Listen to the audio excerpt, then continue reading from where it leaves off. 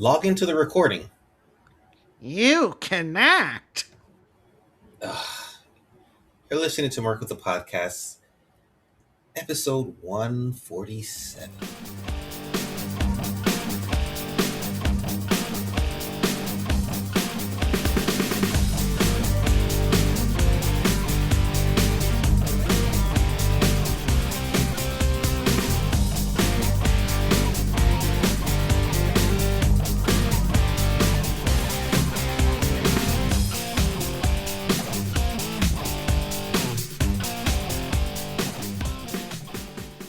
You are listening to Merc with the Podcast, episode 147. It's your boy, host Corwin, and with me is my How Was This Doctor Visit $1,800 co-host Scott. It's all a scam. The Merc with the Podcast is your whenever we fucking feel like it slave you of all things Deadpool, which is published by Marvel Comics.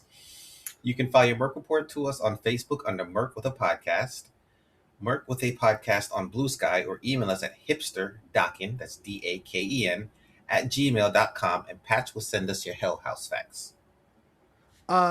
So people know, apparently our email wasn't working. Oh, it wasn't. We're just not Apparently used to getting because good email. no. I talked to somebody at the convention and they emailed us. And I was like, I didn't get that. So if you emailed us at some point and we never responded, send it again to us. What do you think happened? Vic got released from prison and got jealous of people emailing us. That's a good callback. But, perfect segue. Corwin, we have 2 emails from Mike Rogers. Really? First email. So, are you ready for the next wave of Ava with the first from the creator of Nier? I mean, there's more to the email, but let's start with there. I'm divided. I think they should have left well enough alone. But I'm hoping that they surprise us. Hey, Corwin, did you know I'm here to make an announcement? I'm buying a gun. So I can fucking shoot myself. We don't believe in self-harm here, Scott. I am not excited about this at all. I can't wait for our next crash out. Lord. Anyway, if not, you may want to. Have you played any other games or prequels in the series? He's talking about Nier. No, I don't even think I've even seen any episodes of it. No, the game. Oh, Nier Automata. It's just the game? Yeah. Oh. I think there's like 3 games. 2 or 3 games. No, I haven't played them. I know. I think I have Nier Automata somewhere on like a hard drive. The anime is even different ending to story. Basically, Yakutaro gave the game extra endings to make it worth playtime with limited budget. For anime to see, there is plenty. More this later tonight. I guess we'll hear more of this later tonight. With our second email. So Mike gave us a bunch of recommendations, it looks like. Was that sound effect intentional? No, that was just my phone. Okay. So we have In the Clear Moonlit Dusk. It is a sweet romance for the live action show. Is Space Sharing Gavin Infinity? Is that what is it called? Dusk? Okay. Here. I'm not one to talk, but Jesus Christ. Okay, so we have In Clear Moonlit Dusk. And he says, it is a sweet romance. There's another series called Dusk something that I I bookmarked Dust Beyond the End of the World, so maybe that's something different. I forwarded you this email anyway. Um, Just now? then we have yeah, just now. Then he says for the live action show is Space Sheriff Gavin Infinity. It's the series that is replacing Super Sentai and part of the same series that Beetleborgs was adapted from. I have no clue what he's saying. Apparently, this live action show called Space Sheriff Gavin Infinity is because you heard that Super Sentai finally ended after like 54 years Wait, they ended Power Rangers? in Japan. Yeah, They're not going to spin it off into Infinite Dinosaur, Caveman, Samurai, Trooper. You know, they have all those different kind of spin offs and changes. Wow, they actually ended it. I'm surprised. yeah, and Hasbro's rebooting it. But then, so we have this thing, which is apparently is part of the same universe that the Japanese Beetleborgs is from. Got you. If you ever, I had to find a YouTube video. I think it's from like That Black Nerd, but he was talking about like Beetleborgs and how like the American show is just like, yeah, we basically only had a catalog of like 3 episodes of the Japanese show. We somehow stretched it out into like 42 episodes. That's why, like, you basically have like a whole episode of the kids in like a horror house with like all these like ghouls and shit, and then actually like 2 full minutes of like Beetleborg action. Oh man, that show fucking sucked. I tried rewatching it, and I'm like, the suits are awesome, but everything else here is what the fuck. Anyway, Mike goes on. Oshi no Ko. It is on its 3rd season and is about the Japanese idol industry from the perspective of 2 people that were reincarnated. Um, I don't really do well for those musical and idol stuff. I think Carol and Tuesday is like the only thing close that I actually watched and all the way through. Then he has My Hero Academia Vigilantes. It is a prequel to the main My Hero series and it's on the 2nd season with likely one more season due. Yes, first season was solid. I think I watched like the first 2 episodes of this season, but I'm gonna let them stack up. You know whose husband is on that show? No, whose husband is on that show? Tola Silver. Oh, really? Her husband plays I guess that vigilante who wears like the black bandana on his head. Yeah, it was one of the main characters. Oh, Yeah, that's who he voices in it. cool. Yeah, I have no desire to watch My Hero because that is fucking slop. I disagree, but Ah, my name is Dooku, and I am the latest hero ever. nobody said he was the most popular. Oh, people get tattoos of me as a baby on their thigh. Um, then he has, there was a cute girl in the hero's party, so I tried confessing to her. I've seen stuff about it, but again, haven't watched it. He says this is a different take on isekai. Then he has Yori Shin Den Samurai Troopers. It is the Oh sequel yes, to Ronin Warriors. oh yes, been watching that one, enjoying that one. Yes, And then he has Noble Reincarnation, Born Blessed to obtain the ultimate power. Heard of it, haven't watched it. So he's saying that one is good too. It is a drama isekai about a prince dealing with the law of his dad's kingdom. Okay, I'll bump that on the list too. Well, I emailed everything to you, but No, you sent me a link of the show notes. I'm like, no. The hipster Dockin just emailed you. Forward this email. got you. So that doesn't come to the mark folder that I have set up. All right, got it. Okay. All right, so it's been a few months. Anything new going on? Oh boy. Yeah, we haven't talked since like November-ish, so it's been a couple months. Um, Went to Jamaica in February for my grandma's birthday. She turned 90, which was pretty awesome. It's a fun weekend. Um, Her birthday was on a Sunday. However, she passed on the Wednesday after, which kind of sucked. But 90, she had a nice long run. I've got to turn back around now at the end of this month to go down for the funeral.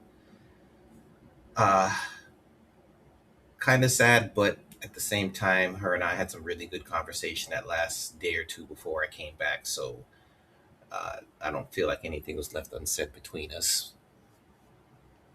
Um, that's kind of the biggest thing I could think of right now. How's your Um, dad doing? my dad's okay. It's my mom's mom, but my dad is fine. No, no, I'm just asking how your dad's doing. Asshole. He's fine. I have a picture of the postcard. Do you want me to read it to everybody? No, let's not. We'll keep that one to ourselves. My dearest Corwin, it's 11 degrees, and I hope to feel the warmth again. The warmth, like your arms around me. They also have no idea how to plow up here. Plowing, like I do to your dad. My room is next to the elevator. Constant humming. The same humming you make as I sleep next to you. Love, Scott. XOXO. You're an idiot.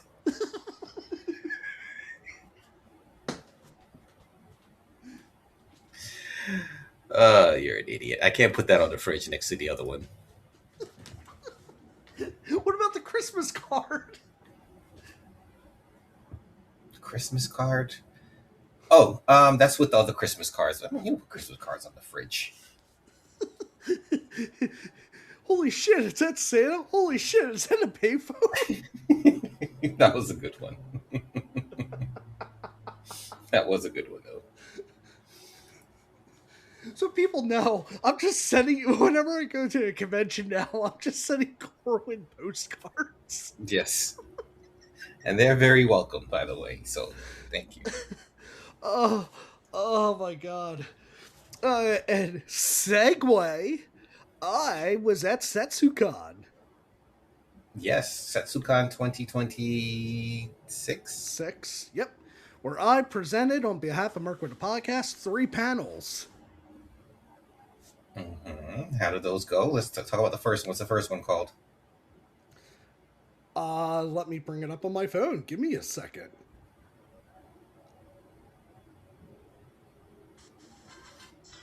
So, the first panel I did was Pixelated Fear to Anime Flare Web Horror's Next Chapter. Okay. That was a nice let's do this panel. I think that was like a 10:30 or 11:30 at night. So that's always fun to do with like 9 people in the room. Okay. So basically what that panel is basically it's just me recapping horror stories, and then I actually read one, and then I tell people what anime studios would be perfect to animate these web horror stories. Mm-hmm. And then I show clips of said studios' pieces of work. By the way, so doing research for the panel, the erased DVD Blu-rays, they go for about $2,000. Good grief. I'm sitting on $2,000. Why? They're out of print, and they only made them in collector's editions. Jeez. Like that's the thing. I feel like because of course it's Sentai film work, so they have to make everything collector's editions Hmm. to charge you up the ass, because that's the only way they're going to make money, because nobody except for me buys physical media anymore. I mean, don't be so sure. I think physical media is going to be bouncing back a little bit, kind of niche like records, because, we always talk about this on air that one day when these companies decide that they want to take back stuff, they'll just take it out of your online folder and you have no access to it anymore. Well, yeah, I mean that was part of the transparency bill that was passed, where now when you buy stuff, it actually says you're not buying. Yeah, when you're buying things digitally, it says you're not buying it, this item. You're buying the license. Yeah, yeah, that sucks. And even Well, well, even it's what's not. Mhm. Sorry, you go first. I forgot what I was gonna say. Even Oh, even streaming, it's like it sucks because sometimes when you want to watch something, they removed it off a certain streamer, and it's freaking ridiculously hard to find, or it's not anywhere. So yeah, I hate Yeah, that. that. Yeah, that's the other thing that they're removing. Yeah, shit from streaming. And I have just hear me out. This is one conspiracy theory I have, and it seems like it was probably true. So HBO Max got rid of all their Cartoon Network shows Hmm. before the end of the year last year. So people like me were like, oh shit. So we quickly went and we bought, complete collections of all these Cartoon Network shows. Now they're all on Tubi. They probably did it just to get rid of their inventory of Yeah. the physical DVDs. Well, I don't think they believe that it would push people. Well, I don't know. I don't know. Believe me, they were very cheap. So I think they were trying to get rid of the inventory. Oh, Because I bought a crap load of those Cartoon Network shows on DVD, the complete collections. Anyway, so then second panel I did PTSD in anime slice of life edition. that's a common one that you do. Well, yeah, I always do that every year. One of the funny things I got asked was, "Does this convention pay you for your therapy bills watching these shows?" No, no, they don't. And then the last panel I did was, no, really, blank is good, category edition. That's the gambling one. Yeah, did you know that he also did a live action one version Yes, of that show? yes, I am aware. Yeah, it's terrible. I'm sure it is. Most of the times they usually are. I think One Piece is like the only. Well, that'll lead into one of the panels I want to. I think One Piece is probably one of the only like good live action shows. You think so? Can you name another one? Uh, if I had time to think about it, I'm sure I would find one.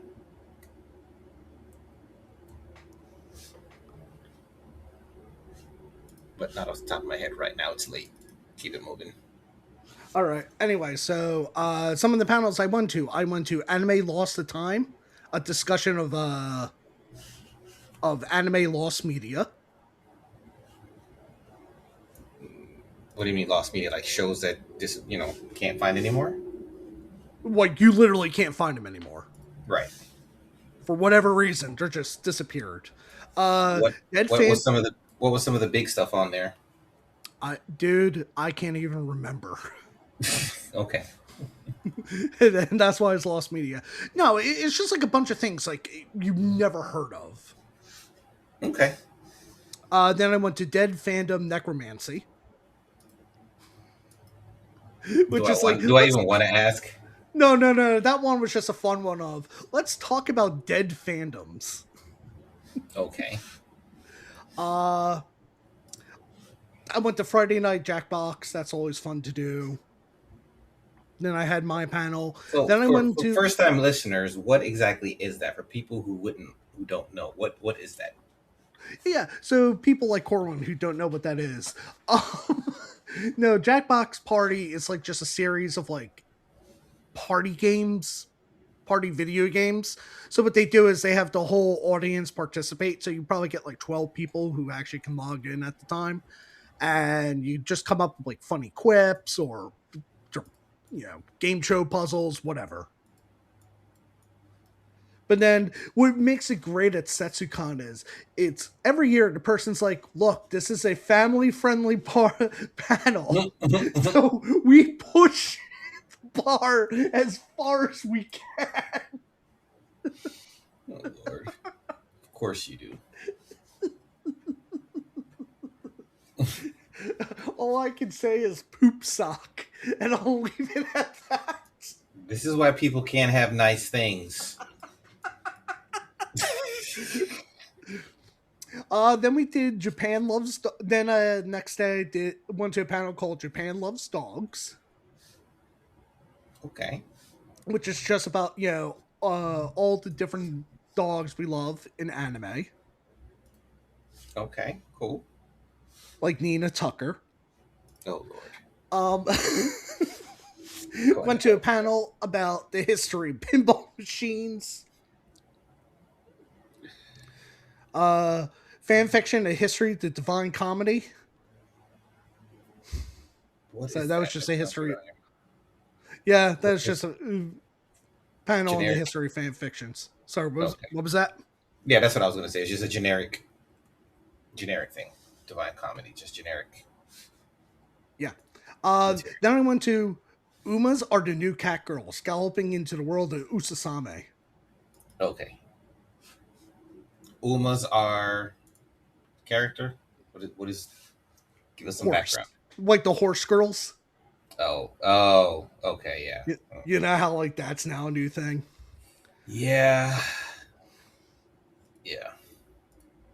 Yeah, and then which brought into what we were just talking about with Kakagori had a live action show. Then I went to The Rise of Live Action. And that was just a discussion of just all the god-awful anime live actions there are out there. Like, remember how excited we were for the 2 Attack on Titan movies? The first, they didn't come out at the same time, but yes, the first one for sure. Sorry, what was that? I said the first one for sure. They didn't release both at the same time, right?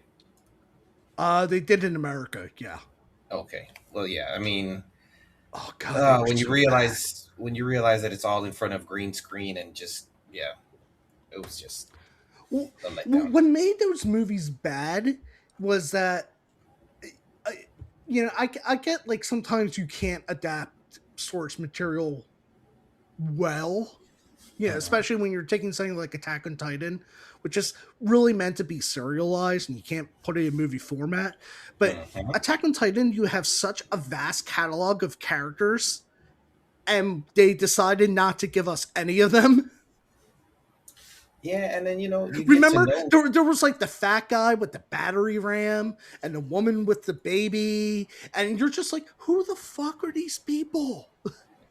Like, where's Jean? Where's Levi? Where's Sasha? Fuck Gabby. Where's Marco?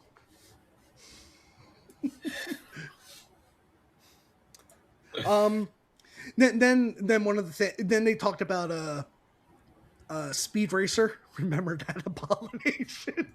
I mean, some people actually really like that movie. Some people think it'll find an audience one day. I'm not one of those people, but some people loved it. And some people were fired.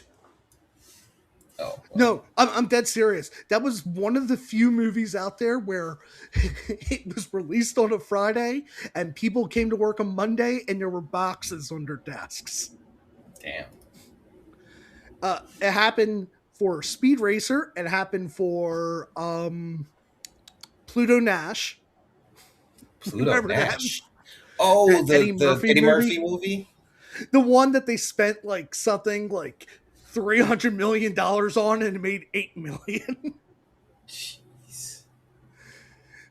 And then I know it's like dead horse, but you have to remember X-Men Apocalypse came out Memorial Day weekend. Bryan Singer was fired on a Sunday night. That was well deserved, by the way. But that was like, people were like, stop harshing on that movie. It's like, no, this is a known fact. You fired a director on a Sunday night on Memorial Day weekend. You didn't even wait till Tuesday. You were like, oh man, we made a mistake. I mean, they had Oscar Isaacs. Come on now. Oh. Anyway, but yeah, no. We were just so that panel was actually interesting, and then I brought up the Yakuza Amazon series.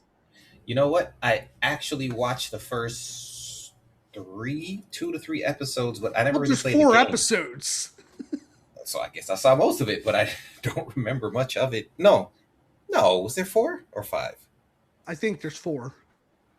And I heard after, I mean, I saw the trailer. I was like, I'm gonna pass because once again, you have, I mean, even take all the side quests out of Yakuza. Even just the first game, it has such a great story, and it's like, what? Why did you not adapt that? Anyway, And and I hate that they try to do everything at once. Sometimes it's just like you guys got to let things breathe, spread them out, give it some room. then I went to Foxes and Faith in Silent Hill F. Ooh, you know what? I have that game, but I'm playing Clear Obscura Expedition 33 Expedition right now. 33. That game is fantastic. It's like it's made for me, literally. That game is definitely has some old school RPG flavors to it. But matter of fact, when we logged on, that music that was playing is from that game. They get some fantastic music. Went to the rave that night. Next day, I went to OVA, the Secret Gem of Anime, which was just a discussion of all the different OVAs out there. Went to Tabletop Anime, so tabletop games based off of anime properties. Okay. And then I went to Visiting Japan. The do's and don'ts of visiting Japan.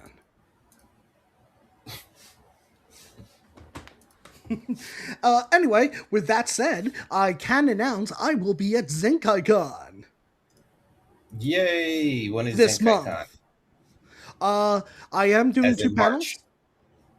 Yes, as in March.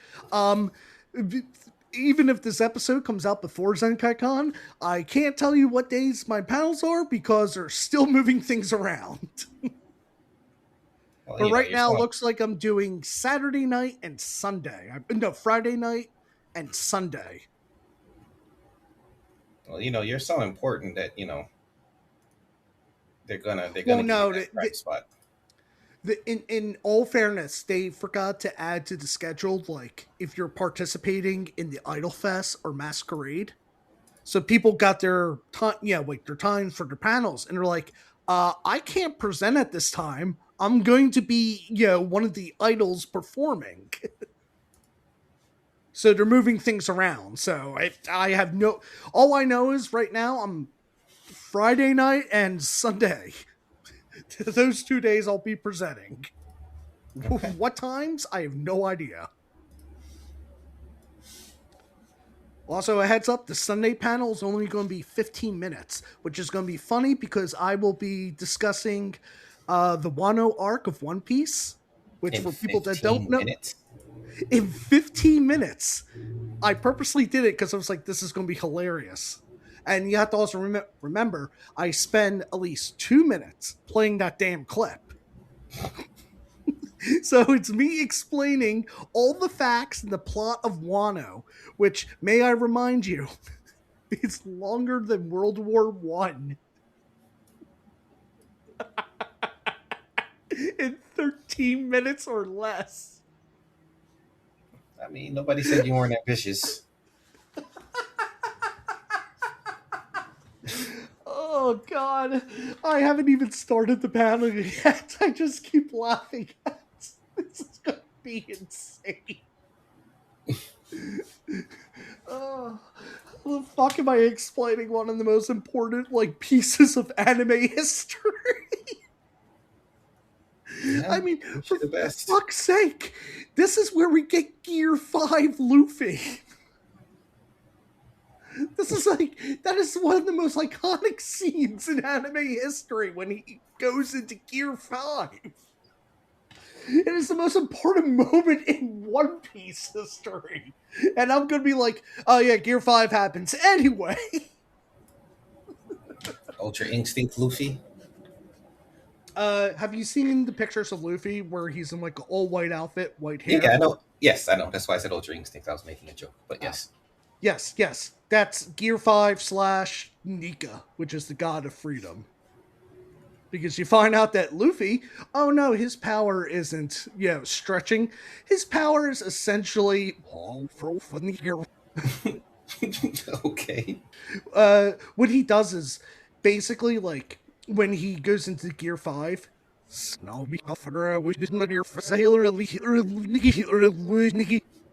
it turns into Looney Tunes. Like he takes Kaido, who's like a giant ass dragon, and turns him into like a fucking like Okay. because because he is essentially the god of God. And as you find out, it's like, oh yeah, he literally ate the most important devil fruit of all time. Okay. Anyway, I yeah, will eventually talking. watch One Piece one day. Oh well, season 1 just wrapped up, so they're about to do season 2 of the anime. Season Oh, one's hold on. only Hold on. 1,100 episodes. That's what I was about to say. Wait a minute. Season one. That's the joke. Oh. Because Toei said, "Oh, and we're done season 1 of One Piece," and everyone's like, "That's 1,100 episodes. What the fuck are you talking about?" And you're like, "They're clearly trolling everybody." But I mean, if people who aren't informed, it's that literally the anime caught up with the manga. That's what happened. So Yeah. they're like, we don't want to do filler. So we're literally going to take a break. We're going to let the manga, run its course. And then we're going to go to a normal anime schedule, which is they're just going to do a season, like 13 episodes or so, 13, 26 episodes, stop, and then come back a year later. Okay. Because unfortunately, that's what happens when you finally catch up with the anime. We No see what matter what. happens with some of the other shit out there, like Bleach.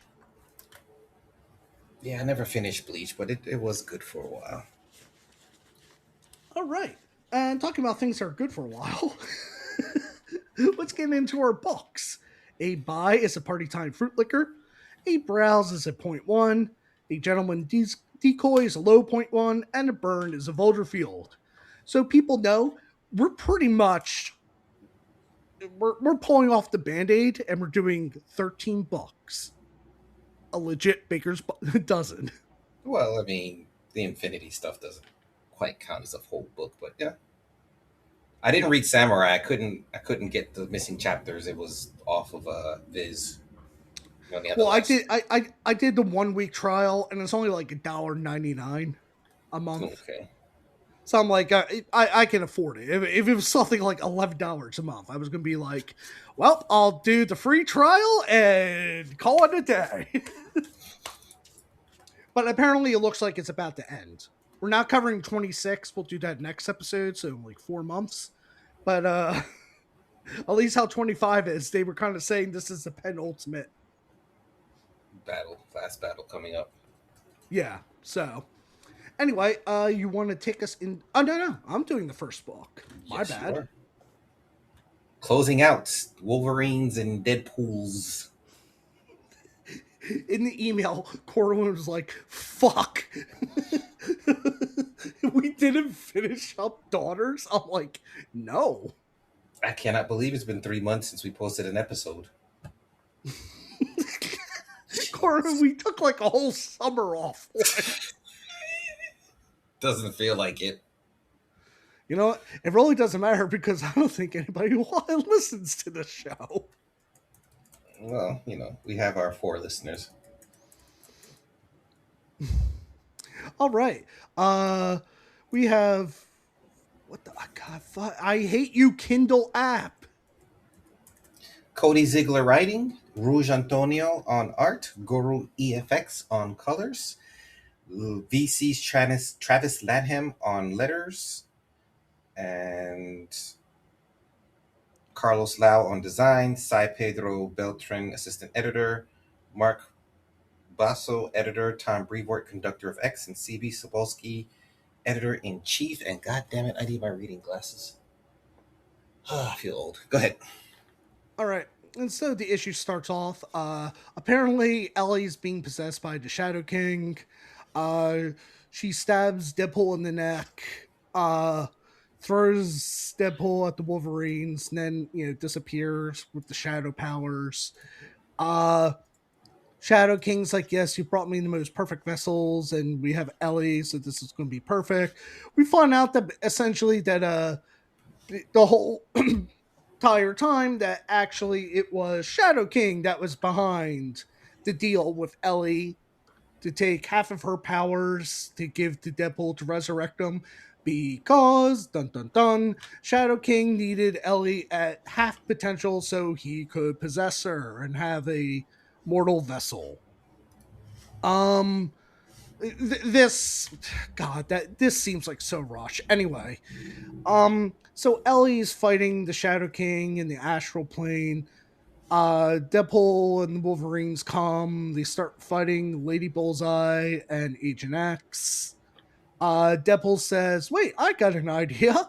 So Deadpool pulls out a gun and shoots himself in the head, which he also in tandem shoots Agent X. So now Deadpool, he's in the astral plane. He's helping Ellie fight the Shadow King. The Wolverines get the smart idea, which disconnect the kids from the Shadow King, so he has lesser power. Then Carmilla, is that her name? The mom. Mm-hmm. She shows up, and this is where I get a little confused. Is this supposed to be implied she's a mutant as well?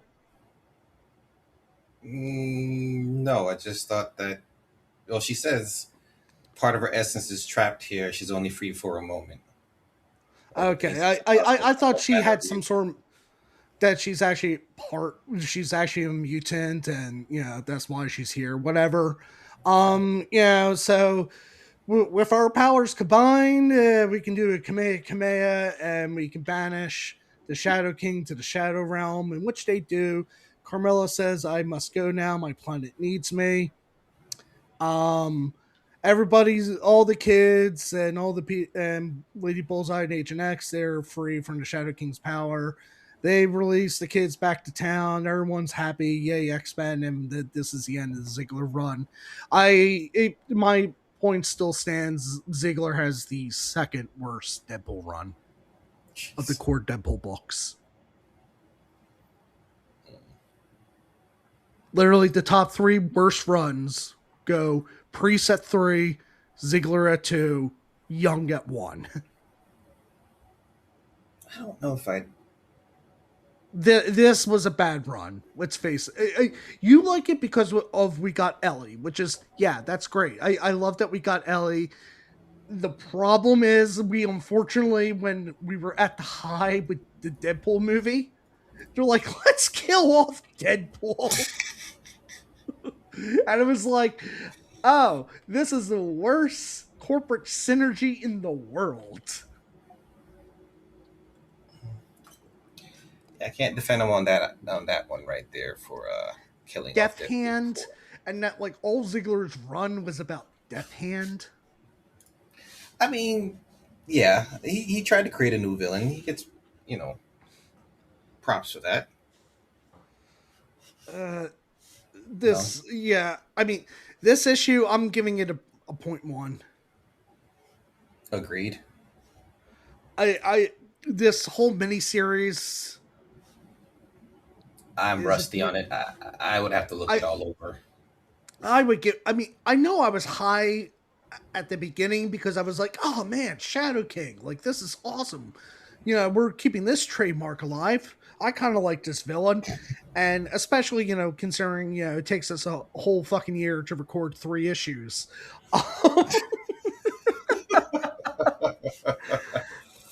My memory's not as good as it used to be, but no, it's fine. It's a browse. It's a 0.1. It's not bad. I think, giving this to Ziggler to try to wrap up his run, and it's just like, okay, I guess you had to give Deadpool his full healing factor back. This is how we're doing it. Yeah. I thought we were just going to fully ignore it, just assume, okay, he got his healing factor back. You know what? And this isn't Ziggler's fault. This is just every writer on Deadpool. I am sick and tired of how it's like, we had to quickly restore the status quo back to Deadpool. Yeah. I mean, that's comics in general. I mean, at least we have Ellie, and she's not going anywhere.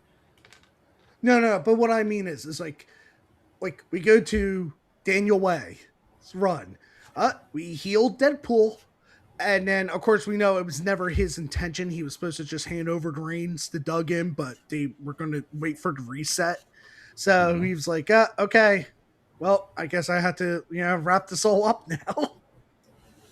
So, Deadpool, he fucked up his skin, and then he dies, but then he comes back again. And then we get to Duggan's run, and it was like, Deadpool's up on top, and now he's back on bottom again. Because didn't that also happen in Duggan's run? Didn't it end with, like, they quote-unquote kill Deadpool?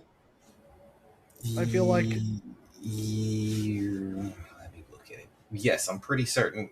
That's the Despicable, right? Wasn't it Despicable? And yeah, I think it ended with Despicable. Yeah, he wiped his memory, and then Scotty Young brought back his memory because of Weasel. Which, is Weasel still in the hell? Probably. Okay, so I'm looking now. Yes, so the Scotty Young was after Despicable. Remember when Colin Bunn did a whole miniseries explaining how Weasel ended up in hell? And at the end of the day, you and I were just like, what was the purpose of this? Did I tell you Itsy Bitsy came back? She showed up in Spider-Man, I think. Was it Spider-Man? Yes, I think you told me offline at one point. Yeah. I was like, boy, gotta keep that trademark alive. Jesus. Oh man, if Itsy Bitsy came back, that means Master Matrix. Oh Lord. Yeah. No. Let's not. Let's not. Oh, you know what? We haven't talked about that. What did you think of the 4 Doomsday trailers? They were all right. I'm trying to remember. So the first one there was one with Captain America, the baby. There was one with Thor praying. There was one with Cyclops, and then the fourth one was Doom. No, Wakanda and the Wakandans beating the Fantastic Four. Yeah, they were cool. The Cyclops one I think I liked the most because it was just definitely more realistic looking compared to the other X-Men stuff we've gotten in his bright costume and Sentinels, and definitely looks like some Days of Future Past stuff. I like I saw this TikTok and the guy's like, hey, let's fucking knock it off with the Fox X-Men already. They have had like 5 send-offs. We don't need another one. Speaking of send-offs, we have the Undeadpool #1 as part of the Age of Revelation timeline, which is 10 years in the future. Written by Tim Seeley, art by Carlos Magno, Goro EFX on colors, VC's Joe Sabino on letters. So this is 10 years into the future where... No. We had to, before you even start, I just have to say this. Editorial, what the fuck are you doing?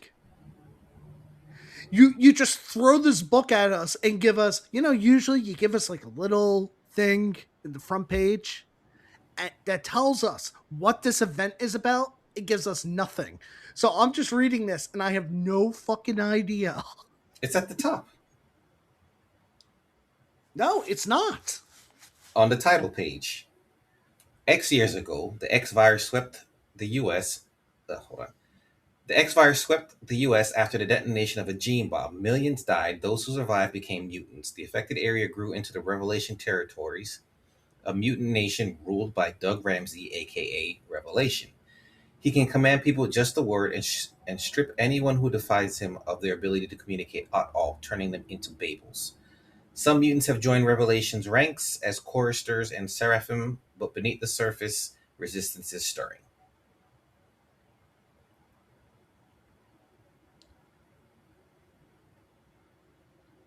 Yeah. Yeah, no, I'm trying to, because I read this on the Unlimited app because the first Uh, issue was on Unlimited. So I'm trying to. You can go on, but I'm telling you now, when I saw nothing like that on Unlimited. But go on. yeah, it's on the title page at the top. So, X years in the future, we are looking at Louisville, where a bunch of teens are pushing a car um,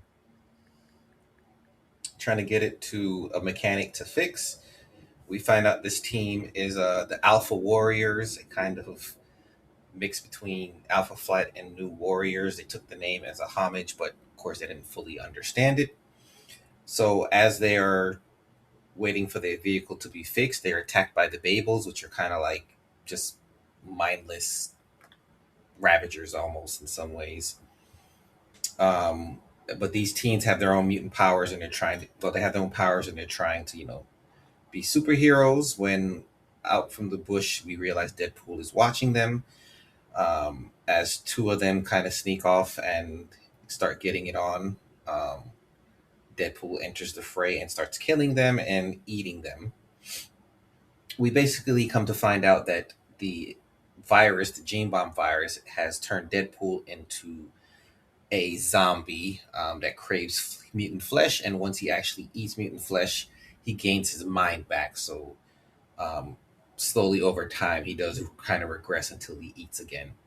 So two of the characters are left, and Deadpool ends up picking off the third out of fourth. And then when he's finally facing off the last one, she kind of uses her powers to help him. Um, well, he actually starts getting control of himself, and then we realize that Cable's watching the whole thing, and Cable seems to be infected with the technarchy, but he seems a bit out of sorts where he's trying to like put together X Force again, but obviously something's not right with him. All right, I'm on the Unlimited app. Mm-hmm. All it says is Wade Wilson, aka the Merc with the Mouth, is a deadly contract killer, sensational superhero, and one of the wisest wisecrackers around. His healing factor, which can regenerate his entire body, makes him a formidable force for a hero assassin business. However, X years later, things have changed. Mm. Well, then, So there's so apparently the Unlimited app forgot to add something. yeah, that sucks. Okay, but you see what my point is. So I'm Yeah. going into this, and I know it's supposed to be like an Age of Apocalypse type of scenario thing here. Hmm. Yeah, like, oh, this is like a branch timeline of this thing happened. So, but I have no idea what this event is about. So I'm just going in like, what the So fuck is what? going on? Hold on. What you're using? What view are you using? Hold on, because I'm in unlimited now. Yeah, it shows normal on mine. Hmm. Maybe Are I you? need to Yeah. update my. Do you have smart panels Maybe on? no. Maybe I need to update the app. Maybe when I originally read it, it didn't have it. Yeah, the smart panels show it too. I hate smart panel view though.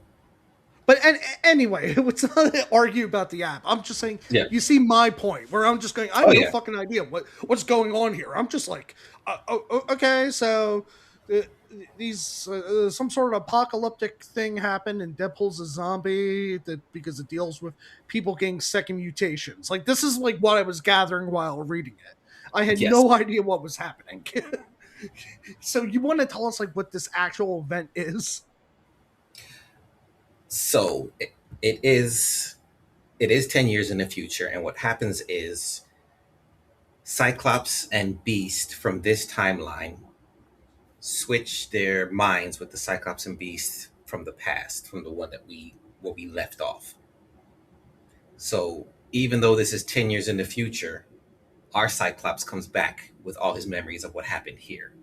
But for all, yes, this all happened in the future, and Cyclops from the past is brought here to help them try to defeat Revelation or Doug. All right, I'm updating the app right now. Um, The no, art is, go ahead. I love the art. Yes. The only two downsides I have is one, I had no fucking idea what was going on, and two, this really is not a Deadpool book. At least this first issue was not a Deadpool book. So I'm just reading this and I'm like, okay, I could give like zero shits about these characters. And then it's like, oh, here's Zombie Deadpool. And I'm just thinking, you know, we have had three other Zombie Deadpool books and they have all been better than this. Well, yes. This is a little different. It's he's kind of the boogeyman in this story so far, even though But he's yeah, moderating the whole thing as well. this one I would give a gentleman's decoy. And also, just so we can be clear, so is Cable infected with the phalanx, or is this something totally different? Yes, the Technarchy. Yes, same thing. Technarchy and Oh, Phalanx. okay. I didn't know that's what phalanx was called. My Yes. bad. Okay, because I'm looking at the art and I'm like, oh, okay. He merged with probably Warlock. Well, you know what? I'm saying it wrong. The Phalanx is they're made from the Technarchy, but the original race is the Technarchy. Yes. Oh, I also saw a thing. Peter Parker has a phalanx suit. I haven't read Amazing. I'm not caught up with it, but I think it's kind of a yeah. I think it's a bit of a symbiote kind of technology suit, but I haven't Yeah, read. I haven't caught up well, because he now has Simbi. It's like, okay, let's not all try to copy off of Jeff. There's only one Jeff, and his name is Jeff. yet. Um, What would you give? What would you give this? I mean, I the think this art is is phenomenal. The yeah. art is phenomenal, and I will say I am a Tim Seeley fan. So knowing that Tim Seeley is writing a Marvel horror comic, I was like, "Fuck yeah!" This issue was just really bad. I think what hurts you most is that it's not really Deadpool's. Even though he's narrating the whole thing, it's not really a heavily story-driven Deadpool story. He's just kind of a side plot device so far to the story. But I liked it. Art really made up more than made up for what the story was lacking. All right, I updated the Unlimited app. It still I doesn't like me. am no okay. Now I see the thing you're talking about. It was not up there. I'm telling you. I believe you. They added an update. All I right. believe you. Yeah, I was so excited when I saw the first issue was on Unlimited. I was like, yay, I don't have to buy at least buy one issue.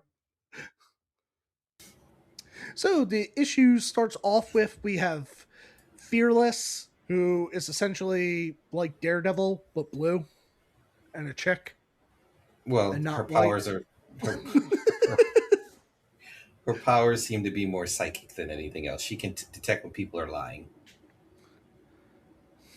Um. Anyway, so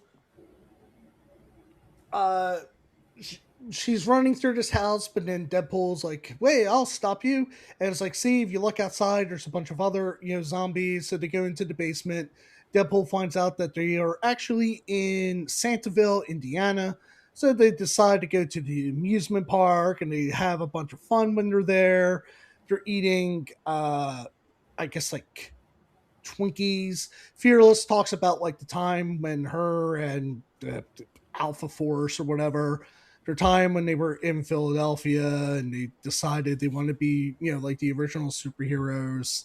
Then Cable appears, and Cable's kind of like, he's like, "Look, I need to recruit Fearless. She has to come with me, not with you. We need to reform X Force." Deadpool even says us is like, "Man, even the New Mutants movie didn't do well, man. Like, you think X Force is going to do well? It's really overrated." Um, so, we get a bunch of fighting. Then Deadpool bites Cable. Then the Phalanx kind of overtakes all of Cable. Um, then what's her name? Fearless. She kind of does what we think is a psionic blast. Cable, runs away. Deadpool's kind of losing control again, but he's like, no, no, no. Like, I got myself again. It's just I had to have a taste of meat.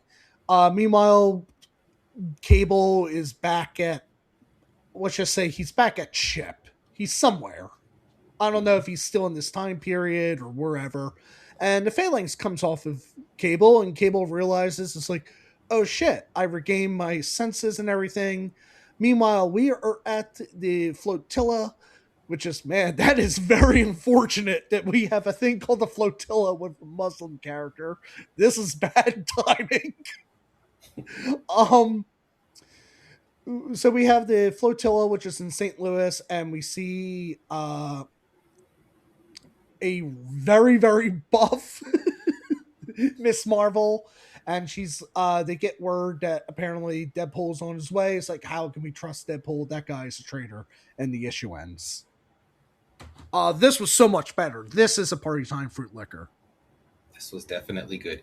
Did you realize that after Cable got bit and he spit up the virus, that his other arm now is completely metal? Yeah. That he lost the human form. So if Deadpool bit Cable in Dick, would Dick turn metal? Thank you. I don't know, and I don't want to think. Oh, my bad. Same creative team. I forgot to mention the creative team. Yeah, gorgeous. This book is just freaking gorgeous. This is a party time fruit liquor for me. No, yeah, this is a party time fruit liquor for me. I really enjoyed this. Deadpool's definitely more centered in the issue now, and of course, when you have Cable and Deadpool throwing down, it's always fun. And I do like the amusement park. Deadpool tried to bring some light into it.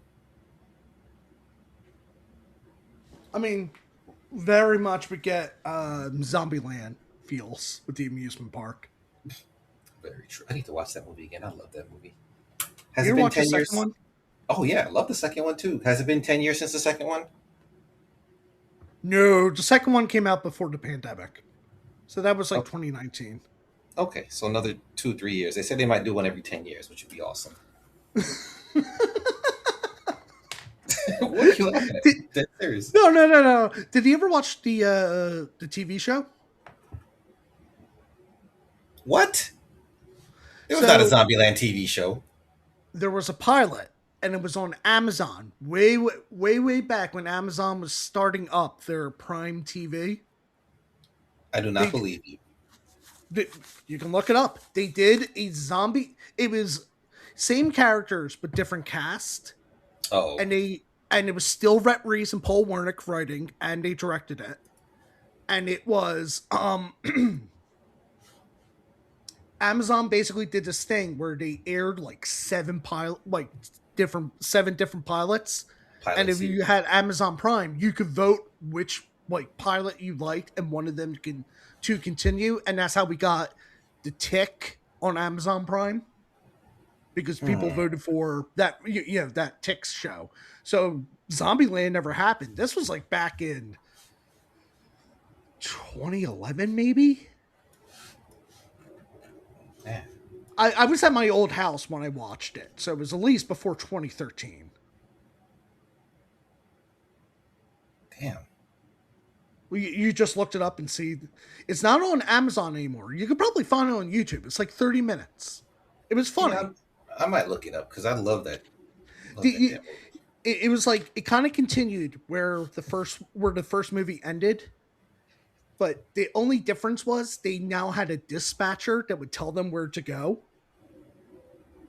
Like, it's like, hey, we have a bounty to clean up these zombies in, like downtown Kansas City. So like they go to Kansas City and it's, the typical zombie land nonsense. And then what they were going to do is at the end of every episode, they would show like who had the best zombie kill. Kill. So it's like, oh, Nice. it actually goes to Mary in St. Louis who had this. And like I think she drops a piano on a zombie. I think they use that in the second movie. Yeah, which they then used in the movie. Yeah, but it was like something like that. It was funny. It was good. Oh man, that's It just didn't get picked up, but that is a shame. We need that.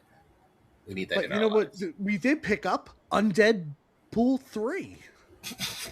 You want to say Undead Deadpool? Yeah. It's a bit of a tongue twister. It just feels like it flows. All right, Undead Deadpool. Look at me. Undeadpool. Right. Issue 3, written by Tim Seeley. Same team. Same creative team. But now Fearless is waking up in the sewer, and Deadpool is almost succumbing to the hunger within him, but is able to kind of fight it back for now. And even when he says he's not hungry, she realizes that it was a lie. So they're in Bellevue, Illinois, as they're making their way to the expatriate X-Men team of Melee, Bronze, and Miss Marvel. Deadpool is trying to have them take over Fearless to take her to safety, when suddenly the hunger takes him over. He ends up biting Miss Marvel. So of course a big huge brawl happens until Cable shows up to You help them forgot the out. part with the chimichangas. Which part? What he? They're What part is that? they're like at a Mexican restaurant, and she's like, "There's a freezer full of chimichangas." Oh, at the beginning. Yeah. Oh yeah, and then he says he's not hungry. So yeah. So they throw down. Cable pops up. I read this a while ago, so some of it's a little fuzzy. But Deadpool and Cable throw down, and then Cable realizes that Deadpool is kind of suffering. Yes, he kind of gets that none of this is really Deadpool's fault. That he's mutated this way, and he's trying to fight it. And Cable realizes he has to do something to help him. So he tries to use his telekinetics to burn the virus out of him, but Deadpool is able to almost burn himself to a crisp and bites Cable in the jugular. And Cable, even at the end, just kind of forgives him and tells him to survive. And then when um, Deadpool realizes what he's done, he's kind of freaked out about it. Then we realize that Fearless's powers, she lied about her powers, that she's an enhancer. So because she can enhance other people's powers, that makes her important to Revelation, and she wants to join him, which Deadpool isn't too happy about when he realizes what was going down. So the two of them throw down, and Deadpool ends up killing her um, before she's able to soup up his powers. But unfortunately, he souped his powers up too much, and without her alive to help him regulate, his body completely burns itself out.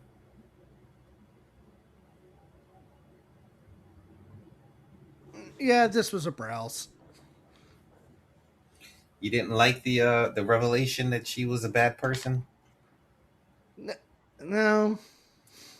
Or that she had this secondary mutation, and I was like, there we go. I think because I have just been, I listen to Creepcast, so I've just been, all these horror stories, and it's like, okay, here's the, the quote unquote third act where they just gave up. And that's what this was. It was just like, oh, yes, you must continue on and fight. It's like, I don't care. I cared more about Deadpool, and then I remembered this as a tie-in to an event, and this was a browse. Okay. Why? What do you give this? Yeah, I'll probably say browse as well. I didn't love it. This whole mini, what would you? This whole mini, I would just give it a browse. I mean, last issue was pretty high up there. First issue was kind of mid. This one's kind of low. Yeah, it's gonna be in the middle. I agree. Very I, low party. No, very low.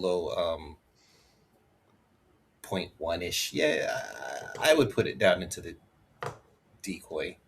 Oh, I forgot. We brought the decoy back. I'm thinking we only have 3 levels, but yes, I would go with decoy again. Gentleman's decoy, you mean? Gentleman's decoy. Gentleman's decoy or Volderfield? Gentleman's decoy. Okay. Not as bad as I, Wolverine. I give this a browse, but this is definitely going to be one of those.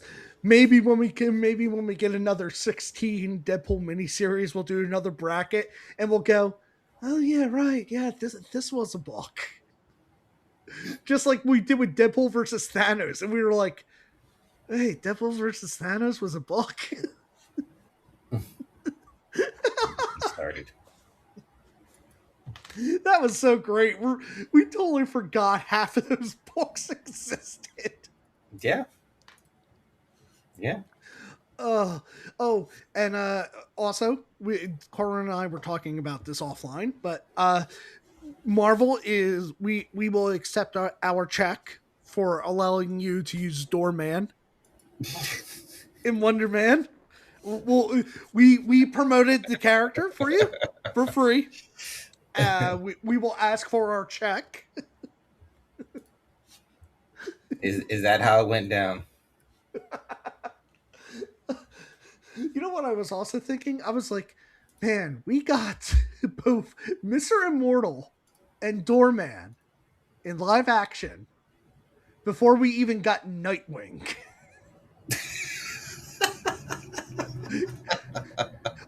Okay, in all fairness, I only watched like the first maybe 6 episodes of Titans, so I have no idea if he becomes Nightwing later on, but I'm just going to assume he doesn't. He By that does. reaction, He oh, does. he does actually put on the He night. does. Does he put Yeah. on the Nightwing suit? I believe so. Yes, because Damien. Oh, okay. Damien become not Damien. Not Damien. Tim, Jason. Jason becomes the next Robin. Okay, my point still stands. We got D-list characters before we got some A-list characters. Yeah. Like, what the But fuck are we doing? Marvel uses is at a whole different pace than DC. So Well, yeah, like DC's going to be much longer with this buyout. I hope not, because they're on good track. You know what I was thinking?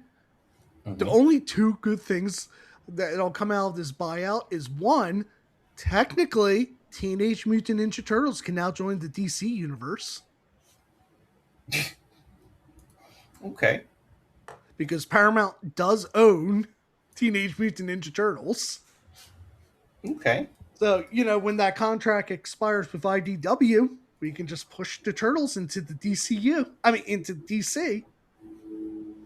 Look at Wildstorm. That happened. Yeah, you're not wrong. And Marvel is slowly but surely kind of pushing Next Gen, or where the fuck that comic company was called. Next Gen? Apparently Disney owned a comic company ages ago. And then Disney realized, oh shit, we still own this trademark and we need to republish it. So they republished it in Marvel. Oh. But apparently now those characters are showing up in Marvel Comics. Like slowly but surely. Oh, and did you also hear about why we still haven't seen Marvel Man in the comics? No. Because of Gaiman? Because of his lawsuit stuff? What? Yeah, because of the sexual allegations. Oh, yeah. I can see that. They don't want to promote it and Well, anything. Well, we finally have the rights, at least. Well, we'll wait a few more years. Well, Gaiman finally came out and he's like, oh, yeah, by the way, I'm suing all these people now for slander. Yeah. I have receipts. So we'll see what happens. What else were we... Oh, and DC. And the other thing is, so you're going to have all. I'm not including like the DC cartoons, but you have all Warner Brothers cartoons and Nickelodeon. Yeah, but I mean, That all is Wonder one hell of a. No, I'm just saying that is one hell of a catalog. it Of is until cartoons. you realize that friggin' they put all their crap on. They got rid of all their Looney Tune stuff for other horrible. They don't have it on the WB stuff anymore. They push it to Tubi or wherever else. Which maybe it's a tactic, like you were saying, but Well, yeah, but now, well, apparently now, from what I read, things can still change. But if the merger goes through, they're just going to push Paramount onto Paramount Plus onto HBO yeah, Max. they're gonna combine them. But I'm just saying, still, I mean, that is one hell of a fucking cartoon catalog. All the Nickelodeon cartoons and all the Warner Brothers stuff. That is Yeah, one hell of a catalog. But they're just going to fuck it up, those conservatives. Anyway, fuck it. No segue here. Oh well, what did you think of Wonder Man? I liked it a lot. Actually, I liked it a lot. If you're not a fan of actors and that kind of those kind of things, I could see people not liking it. But overall, You know I where enjoyed it. you know where my dad lost it, and I mean in a good way. He was cracking up Hmm. when he did the scene from Pretty Woman. Pretty Woman.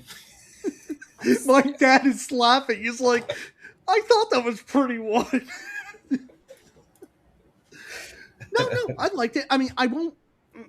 I probably maybe I would put in. Mm, it would. It's in the higher. I'll say it's in the higher tier of the Marvel TV shows. I probably wouldn't have it in my top 5, but it's in the higher tier. It's good. Yeah, yeah, I agree. And I mean, there isn't.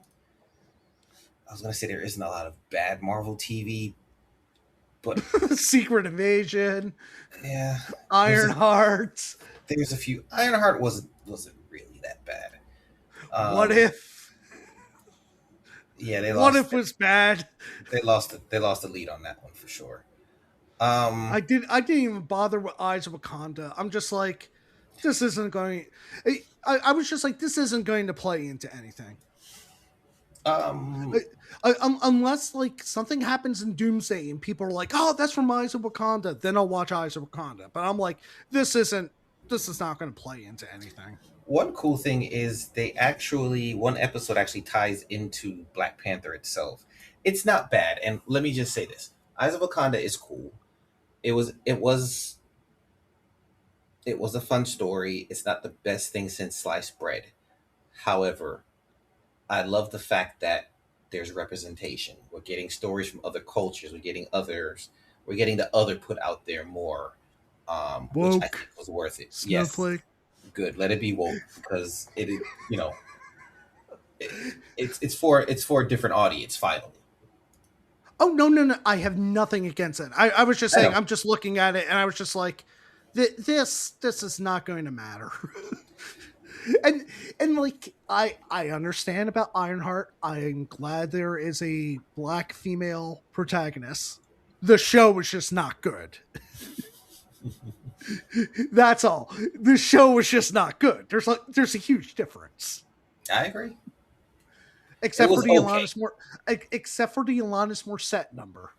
but they did the hood perfect. The hood was great. I loved how they did his character in there. I thought the Hood was great. I was not crazy about his acting. Mm, that didn't bother me. Story wise, his whole story arc was great. I like that a lot. So But it's one of those things like we finally got Mephisto, and everybody was like, "I don't care." it took. Yeah, I guess they ain't taking a little bit too long with that. And then, like I said, well, okay, so I'm not going to include the cartoons, because I was going to say, oh, well, then and then you technically have Marvel Zombies, and we know how I felt about that.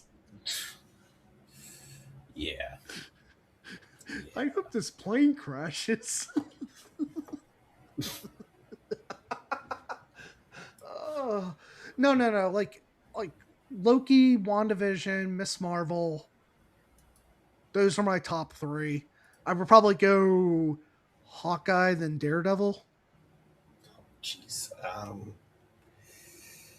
Daredevil Reborn. I'm not including the 3 other seasons of Daredevil. I'm just No, talking we're not about the brand including. new one. We're not including Netflix. I need a list. I need a list. I like Hawkeye a lot. But Um, Loki is definitely in my like number one. I love both seasons of Loki. I think I loved Loki. I will put it in there that I was not happy with how they ended the first season. It's like they split one season in half, is what it really felt like to me. I felt like they left too many things hanging, but overall, yes, Loki's probably one of the Oh best. Jesus Christ! That's how television is. No, You're no, supposed to leave things on a cliffhanger. but there's so many things that they left unanswered. They didn't balance it Yes, to put it hey, that way. to bring you back for the next season. No, it didn't give you a They didn't give you a satisfying enough meal for the first season. It felt incomplete. That's my only complaint with that. Other than That's that, it was every definitely fantastic. show. No, no, you got to give enough to make the story worth it. So that's where So, they fell with me. okay. But what are the other ones? WandaVision, I liked a lot. I enjoyed Moon Knight. I Um, wasn't crazy about Moon Knight. I loved Hawkeye. Um, Miss Marvel. Miss Marvel was good, but it's not for me. I was not the target audience for Miss I Marvel. liked I liked Miss Marvel. I hated the last 2 episodes. I just thought, what the fuck are we doing here? But I thought overall it was good. Like I was like, oh man, I am enjoying this. I am enjoying Daredevil. I thought She Hulk was okay. They jumped the Ugh, shark a couple times with that one. Agatha. Uh, Agatha was good. actually, I enjoyed Agatha. Yes. What's the other one? Captain Falcon and Winter Soldier.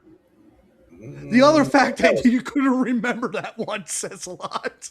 that was good though. That was one of the better ones as well. That was above average. That Um, one was I had my only issues with that one was because of COVID of how this like it's like Bucky's hair grew awfully fast it's that in super between soldier serum. scenes. And like, everybody's fighting exactly 6 feet apart. Just like I love Shang-Chi, but it's so funny in that final battle that everybody's fighting with sticks so they can be 6 feet apart. Just like in same exact thing with the last Matrix movie. Let's have a fight scene on a Japanese bullet train. That way we can say why everybody's wearing a mask. Ugh, that movie was so bad. That movie was. What the hell were What they if it's thinking? Neil Patrick Harris, the architect in that? I love NPH, but still, I don't know what they were doing with that movie. So disappointed. Oh, Trying to there was think something of else I Disney was going to Plus. mention. It'll probably come to me, but let's talk about Wolverine. Well, it's technically Deadpool Wolverine issue 9. 9? Oh, we're on 10. We have 9? No, we do have 9. Okay. I have 9. You have 10. Yeah, hold on. Let me get this tab. Written by Benjamin Percy, art by Robert Gill, and colors by Guru FX. Uh, Dude, as soon as I saw the first panel in this, I was like, "Oh right, that's right. Hulk, Wolverine turned into Hulk in this." So we have a hulked out Wolverine. For the sake of this, I'm going to call Strife Apocalypse. You cool with that? That's fine. Okay, so we have Apocalypse. He's going around. He's murdering this agent from One. Meanwhile, we have Hottie, McHottie, Maverick, and Deadpool just flying towards Apocalypse's floating tower. Apocalypse gets on top of Hulkerine, and he just jumps into the Apocalypse floating tower. So Hottie McHottie, episode title Hottie McHottie. Hottie McHottie, she decides I'm going to start, destroying all these mutant DNAs. Apocalypse shows up. Apocalypse starts fighting with her. Deadpool comes upon Legacy. So Deadpool decides Legacy pulls Deadpool in a smooch. Deadpool says, "Okay, you're a sloppy kisser, but I will help you out." Um, Wolverine fights Deadpool, so we get a fight with that. So Uh, Legacy was pulling out the nanites out of Deadpool's body that was helping yeah, I Apocalypse. know, but I'm just saying they were making out. He's like sloppy kisser, huh? Um, So Maverick comes to distract Hulkerine, but he does it just long enough so Legacy can fight Hulkerine, and Hottie McHottie is fighting Apocalypse, and that's where the issue ends. I liked it. I mean, it's a lot of fighting, but I mean, Jesus Christ, this is such a great show. I mean, such a great comic.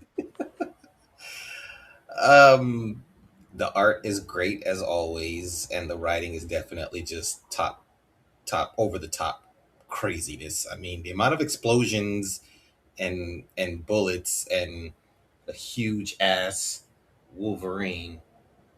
Oh, I thought you were talking about the panel I just brought up, which we see Hottie McHottie's huge ass. Yeah, never quite understood her uniform there, but all right. I don't even know her. Well, it doesn't matter. She fucking dies next issue. Hey, But hey, hey! Spoilers, spoilers.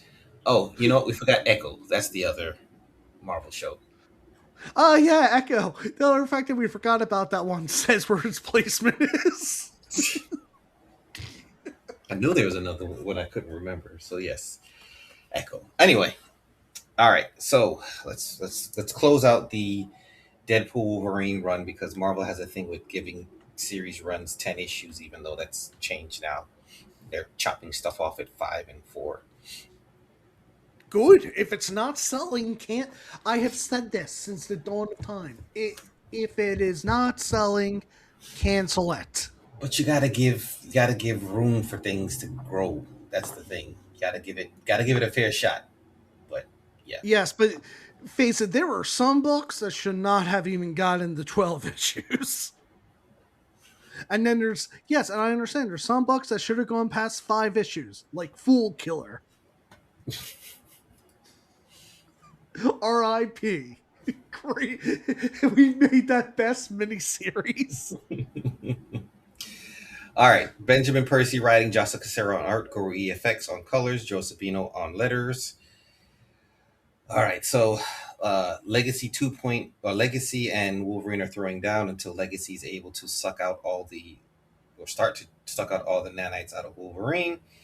Maverick and Deadpool show up with a bunch of firepower to help push Wolverine back, giving Legacy time to do his thing. Now freed from his control, we switch over to Apocalypse and Hottie McHottie. Is that her name? Yeah, Hottie McHottie. Yes, Hottie McHottie, who tries to take the helmet that Pac was using to control everybody to uh, continue to take over and she's trying to take control over his minions using his helmet. Fortunately, Strife blasts her off of the tower and she falls over the edge. Wolverine finally wakes up and since he's not wearing any clothes, has to put on his executioner's uniform. So now him, Maverick, Deadpool got rid of his. So they're all matching. Apocalypse, hurt from the battle, has to juice himself up, so he goes into the big old machine to try to get himself some more power, and their heroes are able to blow up the machine and stop him from getting souped up.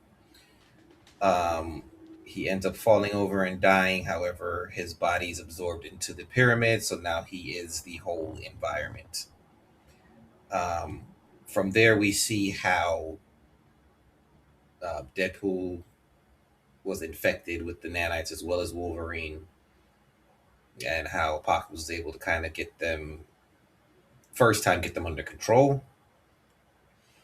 So the heroes end up blowing up the whole flying pyramid thing, stopping the virus, and uh, everybody kind of walks away at the end, and Deadpool kisses Wolverine on the cheek.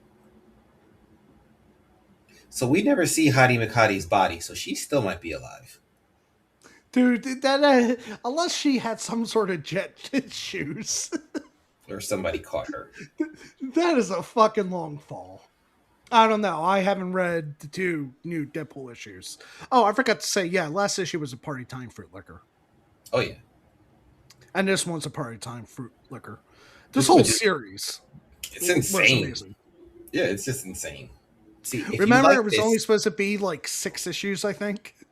no, not sure. If you like this was the team on the X-Force book during the Corwin era. So, creative Well, team. I think I have those issues. We were supposed to review them at one point, and then that's when we took like 4 months off. Why'd you take 4 months off, Scott?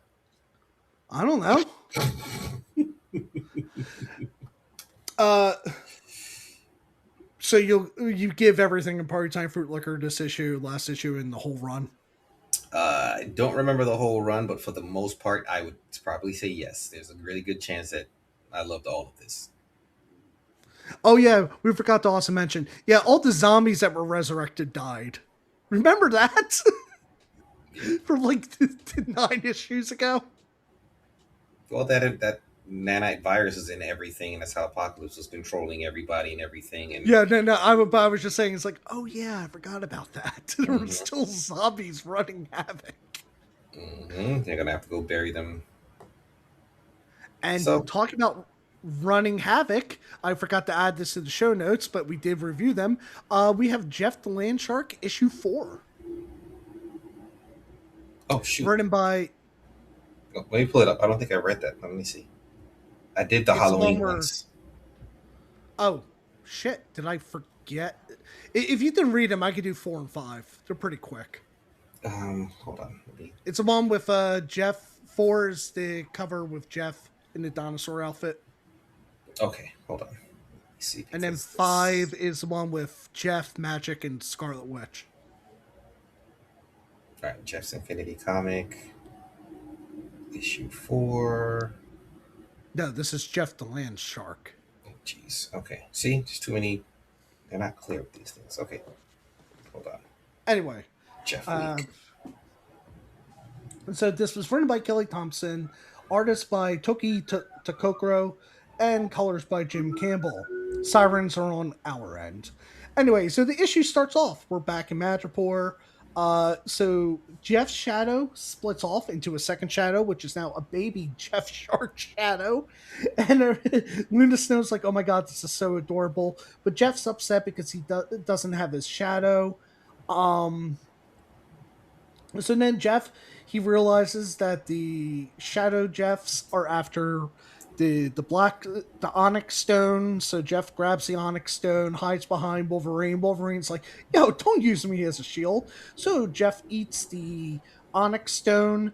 He then opens up a portal, jumps through the portal, but so do the other 2 Shadow Jeffs. So then he thinks of somebody who can help him, which apparently the person who he thought to help him was Elsa Bloodstone, because apparently she said in Marvel Comics issue 1000, I will kill anything that tries to hurt you. Yep. So Jeff ends up in the Savage Land. He spits out the Onyx Stone. Elsa Bloodstone's like, hey, it's great to see you, Jeff, but you picked one hell of a fucking time to show up because there's a T-Rex. So they decide to run for it. Jeff's shadows, the little shadow things are running too. From the dinosaur. So she's like, shit, dead end. What do we do? So then Jeff gives her a grenade. And she's like, great. Wait, it's a Deadpool grenade. Okay, here's hoping for the best. And apparently it's a birthday party bomb.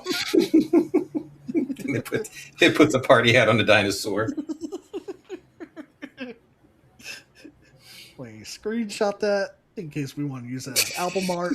Anyway, so Jeff, he goes into which this becomes a thing, his flesh pocket, and he pulls out like a cartoon stone. So he eats a cartoon stone and everything turns into a chibi art. And the dinosaur gets really pissed about this. But Jeff and Elsa are able to escape. So then, Jeff, we have to note that Rogue wrote so Jeff doesn't have to mimic everything, so people know what the hell's going on. And Jeff is trying to start a fire, which is amazing. Listening, Jeff draws the whole entire thing on the wall.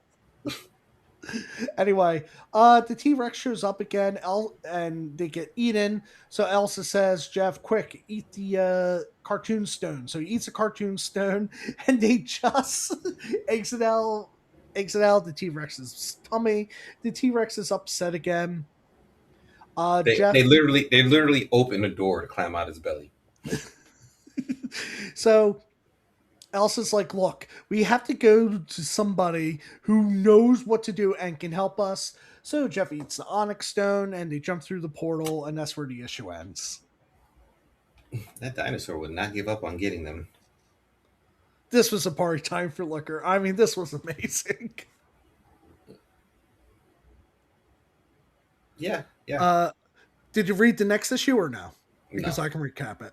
I'll review it as you go. I hate this app. Go back. All right, so we have writer Kelly Thompson, artist Toki Takokoro, and colors Jim Campbell. So we have Gwenpool, and she's like, oh man, I'm finally back after, that fight.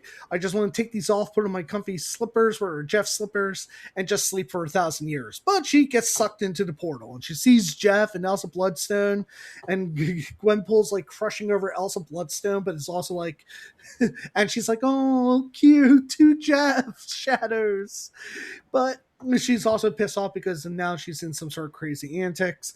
Meanwhile, at the Second Santorum, we have Wanda, Dr. Voodoo. Is it Dr. Voodoo or Brother Voodoo now? Doctor. He's still a doctor. Okay, I wasn't sure.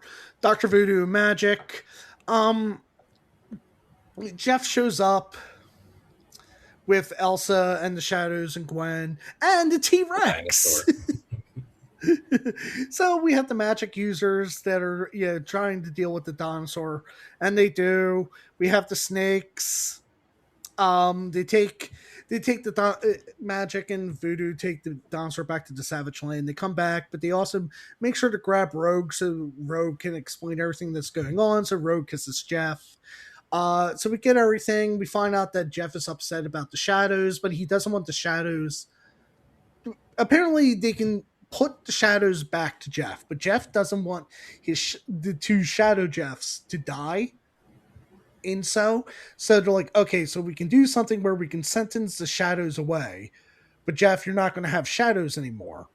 So that's what they do. They send the shadows away, but then they say to Jeff, like, hey, then they say, okay, if we all donate a little bit of our shadows to Jeff, he can have a shadow back. But then Magic says, wait, I have a better idea. So Magic just goes to limbo and steals a bunch of like creature shadows and brings it back so nobody has to borrow from their shadow. Jeff is happy because he has his shadow back. And then Jeff is outside. He's eating a hot dog. Doctor Strange comes home and he screams Jeffrey, and that's where the issue ends. And then apparently we missed this, but there's an Infinity comic we'll cover in next episode, which totally explains who this character Ken is, who just shows up out of nowhere in Jeff Halloween, which we will get to in a bit. But this was a party time for liquor. So was this whole miniseries. It was just delightful. Yeah, it's gorgeous.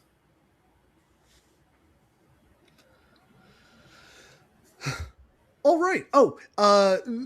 Also, just to talk about it, I finally read the Deadpool Batman issue. The Marvel one. The one I never got. I finally read it. Okay. It's fine. I would probably give it a browse. The DC one was better, but it also... The Deadpool story was better than the DC one. I will say that. Mm-hmm. It also kind of suffered just like what the DC one is, which is we get 3 good stories and then we just get crap in the back. Mm-hmm. It's like life. Food is amazing in the front, and then it just comes out crap in the back.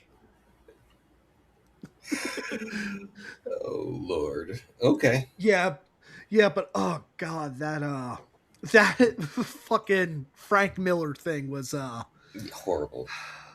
Disappointing. Yeah. that, that was bad. That was a pain. All right, so I'm gonna do the It's Jeff Halloween Infinity comic. are you sure you don't want me to do Samurai? No, you do Samurai next. You just went. So I Oh, go okay. and then you go. So yeah. All right, that's fine. All right. So It's Jeff Halloween special. Again, no words, so this will be quick work. Issue one, we have Jeff walking by a costume shop for Halloween, and they're having a couples costume contest where you can win a big bunch of candy. So of course Jeff is happy and he has to consider who's going to be his partner. He goes to Gwen Pool and she's like, nope, she's doing laundry, she can't help him. So he's like, okay, who else? Kate Bishop Hawkeye, nope, she's cleaning her arrows or something. Jeff's pissed off. He makes a fuss. Then he finds America. America says no. Deadpool says no. Miles Spidey says no. So then he's down on his luck. He gets an idea. He runs home and he gets Ken, who's a little pink octopus. So the two of them do a high five, and that's where the issue ends. Kelly Thompson writing, Gore Hiro on art, Jasmine Averas on production, digital comics specialist Annie Chang, sorry. Senior Manager Digital Tim Smith III, Sheet Ghost Michelle Marchese, and CB Sapolsky, Editor in Chief. Look, You want these to are just all party time for lookers. I don't think we okay need to. go in more in depth than that? Agreed. Yeah, All right, so now Jeff and his friend, I forgot his friend's name already, but they're heading to the Ken. Ken to the costume shop. While they're going there, they see outside the costume shop there's the magic, amazing Anatoly or something like that magic truck that's packing up stuff. So Jeff goes into the costume place, and him and Ken try on a bunch of different outfits. Ken is Black Widow at one point, and Jeff is Clint Barton Hawkeye, and nope, they decide to change. Um, Ken becomes a spider, and Jeff is a man in the suit, and they're together. That is the best. It's so adorable. Jeff in his Stupid. suit. Ken loves it though.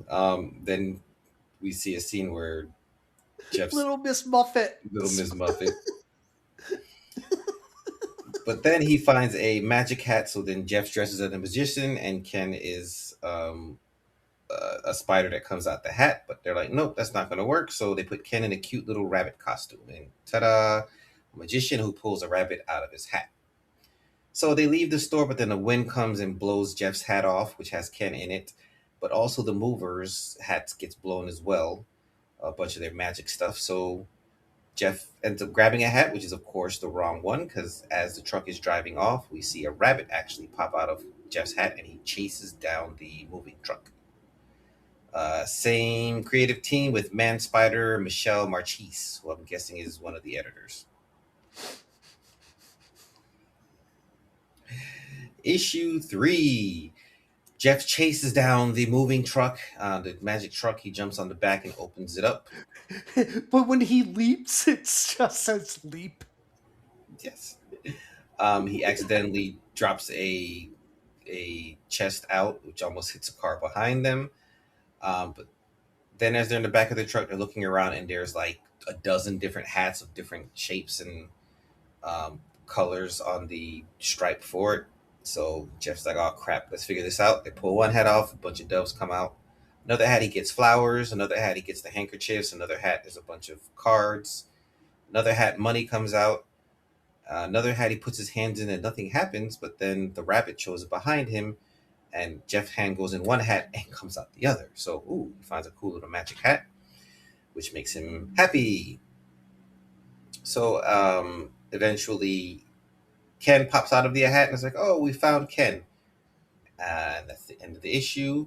Same creative team with hat maker Michelle Marchese. Issue 4. They're all in the back of the moving truck, and Jeff is happy to have Ken back. And Jeff is about to leave, but the rabbit stops him that he can't take the magic hat.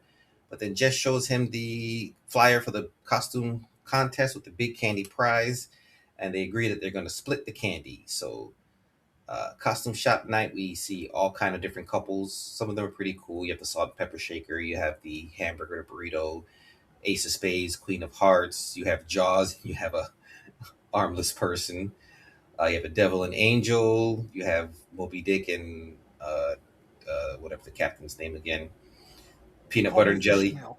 Ishmael, yep. You have the peanut butter and jelly sandwiches, so a bunch of different couples. But Jeff, of course, has the best costume, and because of this magic hat, they reach in on one end, and the rabbit on the other end shoves different magic things into the hat, so they're able to pull out, doves and flowers, and everybody votes at the end.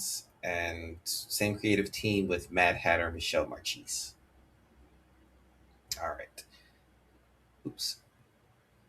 It's at the end. Scroll back up top. All right, last issue 5. Jeff wins first place as the crowd is throwing him and Ken up in the air. They get a wagon full of candy, and him and Ken start. Well, before that, Jeff pulls money out the hat, throws money to everybody, and him and Ken leave with a wagon full of candy. So they start eating the candy and they start stuffing candy into the hat, which pops out on the other end where the rabbit gets candy. So everybody's happy. They're eating candy. And then the amazing Anton starts his magic show, and he reaches into the hat and he pulls out a rabbit. However, the rabbit is huge and big from eating all the candy.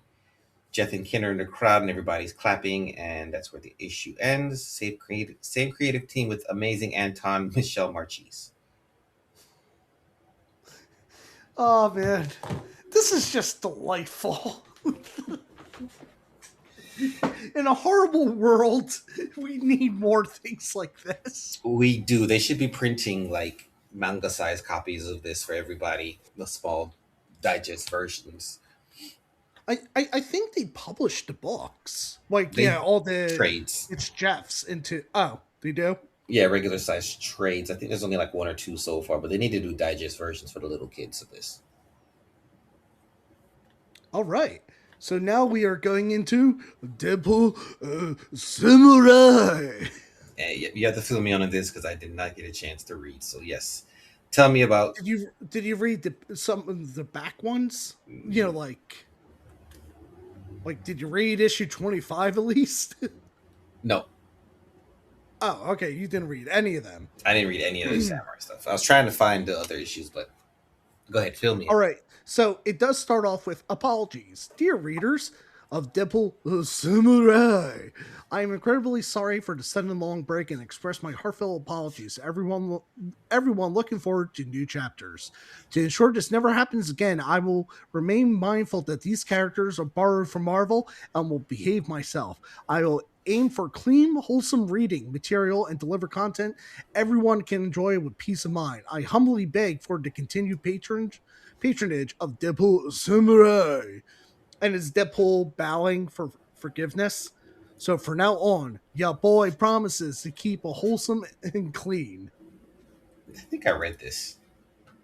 Continue.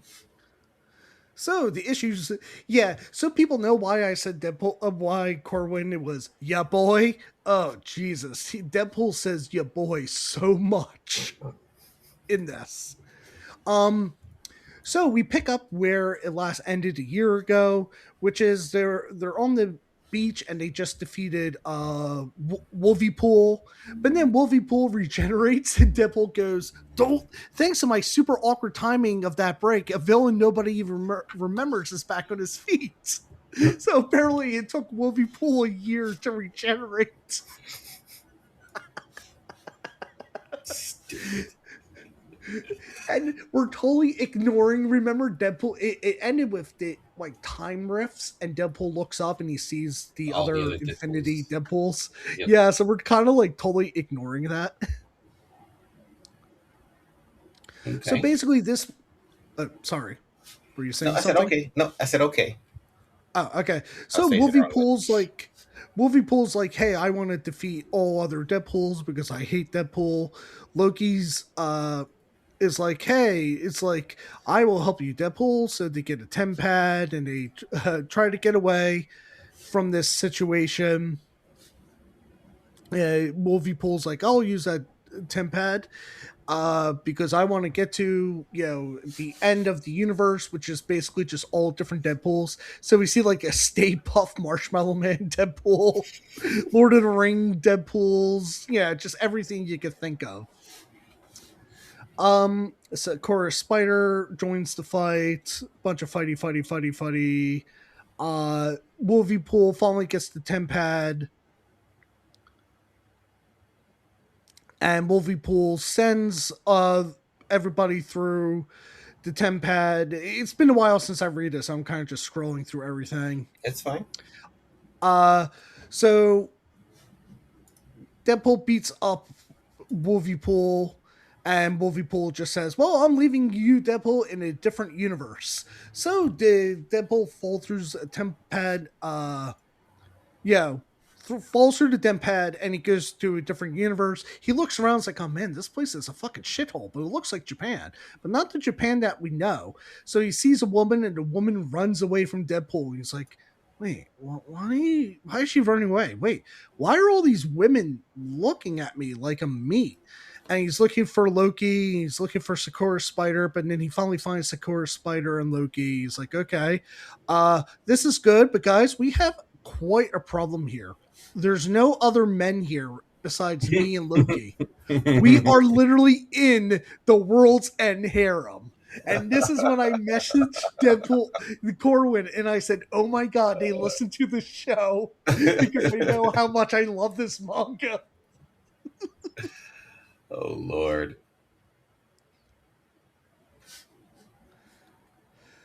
All right, Okay. issued. Sorry. So it is official.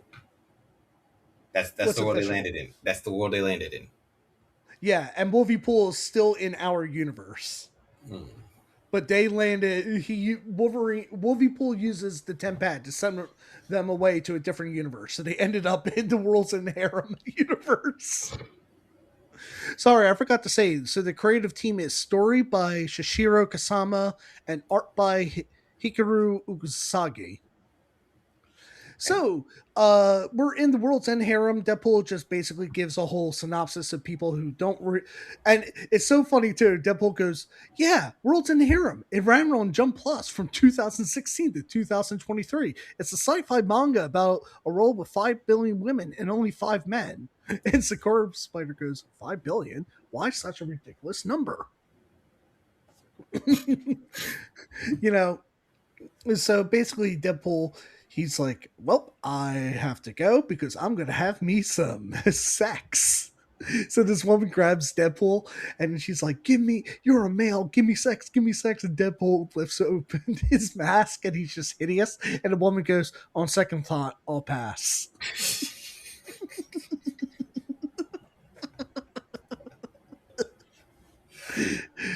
And then all the women then all the women start gathering around Loki.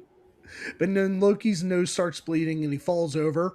And Sakura Spider's like, "Wait, what's happening?" And that's when Deadpool goes, "Oh, yeah, I forgot to say, it's a man killer virus because all the men died in this." Well, okay.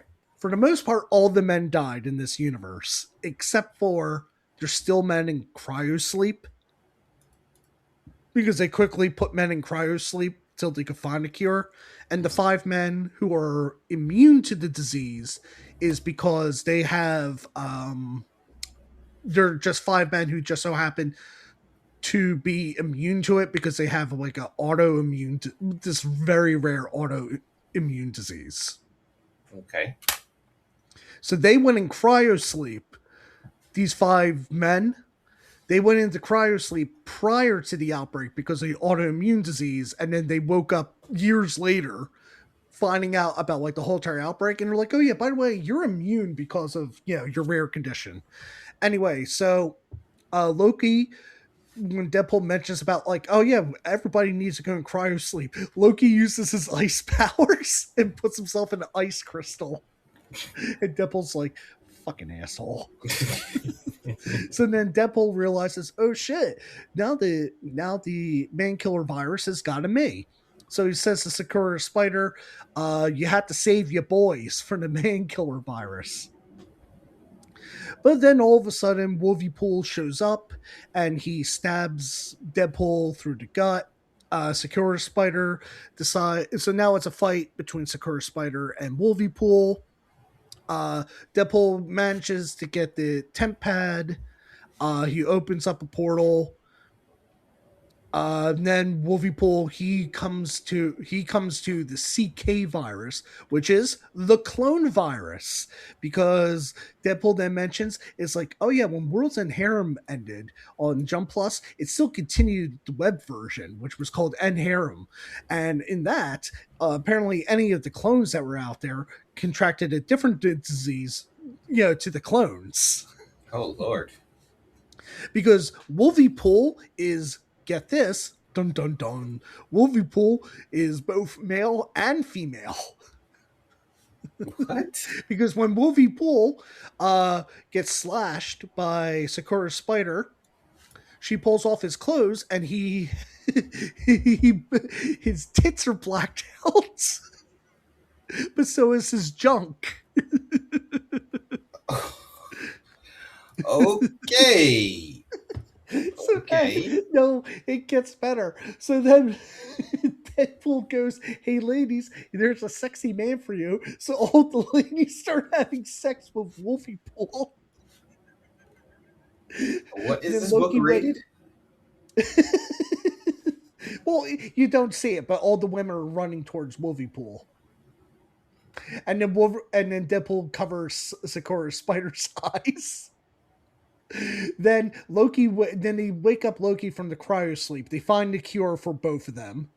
Which, by the way, because Corwin didn't read this book, the cure is like, yeah, you are. They do find a cure at one point, but it makes all men impotent. Ooh. They later on find a cure for that as well, for the impotency, but that was the temporary cure. So technically, Wolverine and Loki are impotent. Anyway, no, it gets better. So It gets better. Loki goes, "Thanks, I think not. That took forever, like a low class French course meal." Deadpool takes offense to it, taps a woman, and the woman and all these women rush towards Loki to have sex with him. Death by snoo snoo. Yes. It's a chorus spider. It's like, oh my god, this is horrendous. And that's where this issue ends. I have to get the trade of this. Well, that's going to be a bit. Anyway, issue 23. Deadpool and Sakura Spider, they're like, oh, thank God, we finally returned to our universe. Loki comes through the portal only wearing his boxers and helmets. And there's still women's hands trying to grab him back for more sex.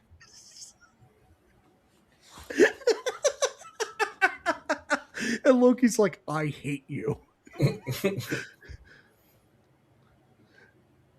He's like, these vulgar. It's like, Loki, you party yourself pantless. Those vulgar women chase me around for 30 minutes. So they arrive to the universe. So they go to but they think they're back in normal Tokyo. Deadpool goes to this bar and he says, like, yeah, can I get one chimichanga? And the woman goes, what's a that? chimichanga? Oh Lord. And Deadpool goes, Sakura Spider, something ain't right. This old lady hasn't heard of chimichangas. And then this boy comes by and he's like, hey, Dad, look over there. There's a sign for Patch Quest. And Deadpool's like, Patch Quest? Wait, and then the Muscle Brain Prince becomes a commoner. And Deadpool's like, I like that manga. But here's the issue with that. I like that manga, which means nobody else does because it's really bad. And then he looks at a trash can with an X on it. And he's like, oh my God, we're in a universe where the X-Men are more popular. We're in a trash universe. Oh Lord. And I'm like, yes, this book is written just for me. Okay. It gets better. So they're like, okay, we have to, find out what's going on here. So they go to the school for gifted youngers, Danzaka campus. So they're like, okay, we'll talk to, whoever the X-Men are here. And then this kid goes, you still have a Mighty Thor action figure? Thor isn't cool anymore. Everyone loves Psylocke. And the kid throws Thor in the trash, and Loki's like, I love this world. So everybody is either, X-Men fans or fans of the brain dead Common Lord, or whatever the fuck this anime is. So they even see a statue, which Common is, Lord. what is the Sorry. fuck is this? I I have think it's no clue. no. I think it's just something made up. Okay. The muscle brain prince becomes a commoner. I That's wouldn't what put I it mean. I back. think. So okay, remember in the Avengers film, they have like the Avengers shrine when they saved New York City. Mm-hmm. So they have that, but instead it's the X-Men. Okay. So then they see this Deadpool walk by, and he looks like a Ronin pool, with the straw hat and the Yes. sword. And then they find out who is this Deadpool? It's none other than Foxpool. Get it? No. Like Foxfool. the fox. It's a fox that looks like Deadpool, but they're talking about the Fox X-Men. Oh. So this is the Fox universe. Okay. So it's just so we find out at some point this Foxpool goes back in time to make the X-Men more successful than the Avengers. So everybody hates the Avengers and they love the X-Men. And Deadpool's it's just like, no, that can't be true. It's like the X-Men are mediocre. Give me back my X-Men and cancel. I mean, give me back my Avengers and cancel Patch Quest and the X-Men. They're terrible. This book is Patch for Quest. me. So Deadpool and Foxpool are fighting each other. Yeah, there's a ton of fighting, and at one point Foxpool's like, yeah. Deadpool calls Fox a bunch of hacks. He's like, your outfit is terrible, and that 20th century method simply won't cut it. Issue 24. So we have Deadpool. He's still fighting Foxpool. Uh, at one point, Foxpool, he falls down. Deadpool is ready to do the final shot, and what just so happens? A car comes. It's a tide. But the car doesn't hit Foxpool. Instead, it hits a Magneto statue. Then we get to a pan of Deadpool on the beach, like in Planet of the Apes. It's like, you monsters! How could you? They'll hurl. They'll never make another Magneto statue. So then finally, we get like the typical what was that style called? The samurai film style? You got me on that one. God. Someone will probably The era Mike or Rogers. something. Like the Shonen era. style of the movies or something. I forget what it's called. Rolling? Anyway, so no. Kurosawa mode. Yeah, Kurosawa. So we kind of get like a Kurosawa montage, between Deadpool and Foxpool. They're still fighting each other. Sakura Spider decides she's going to help, so she draws out the webs, like the Wolverine claws, so we get a nice little Wolverine panel montage, where the 3 claws pop up near her face. Sync. Mm-hmm. So then, she pins Foxpool, to Deadpool, and they do the Titanic pose. So now they're just doing a bunch of Fox movie montages. Loki's just like, yeah, I'm not going to help you. Fuck this. So then Loki says, okay, you know what? This has gone on long enough. I'm going to help you out here. So they finally kill Foxpool. And they're like, okay, look, we're going to go back in time. Loki's like, we're going to go back in time, find out when he did all the alterations, and we're going to fix it. Meanwhile, Sakura Spider is just using her web fluid to patch Deadpool back into one piece because he was sliced in half.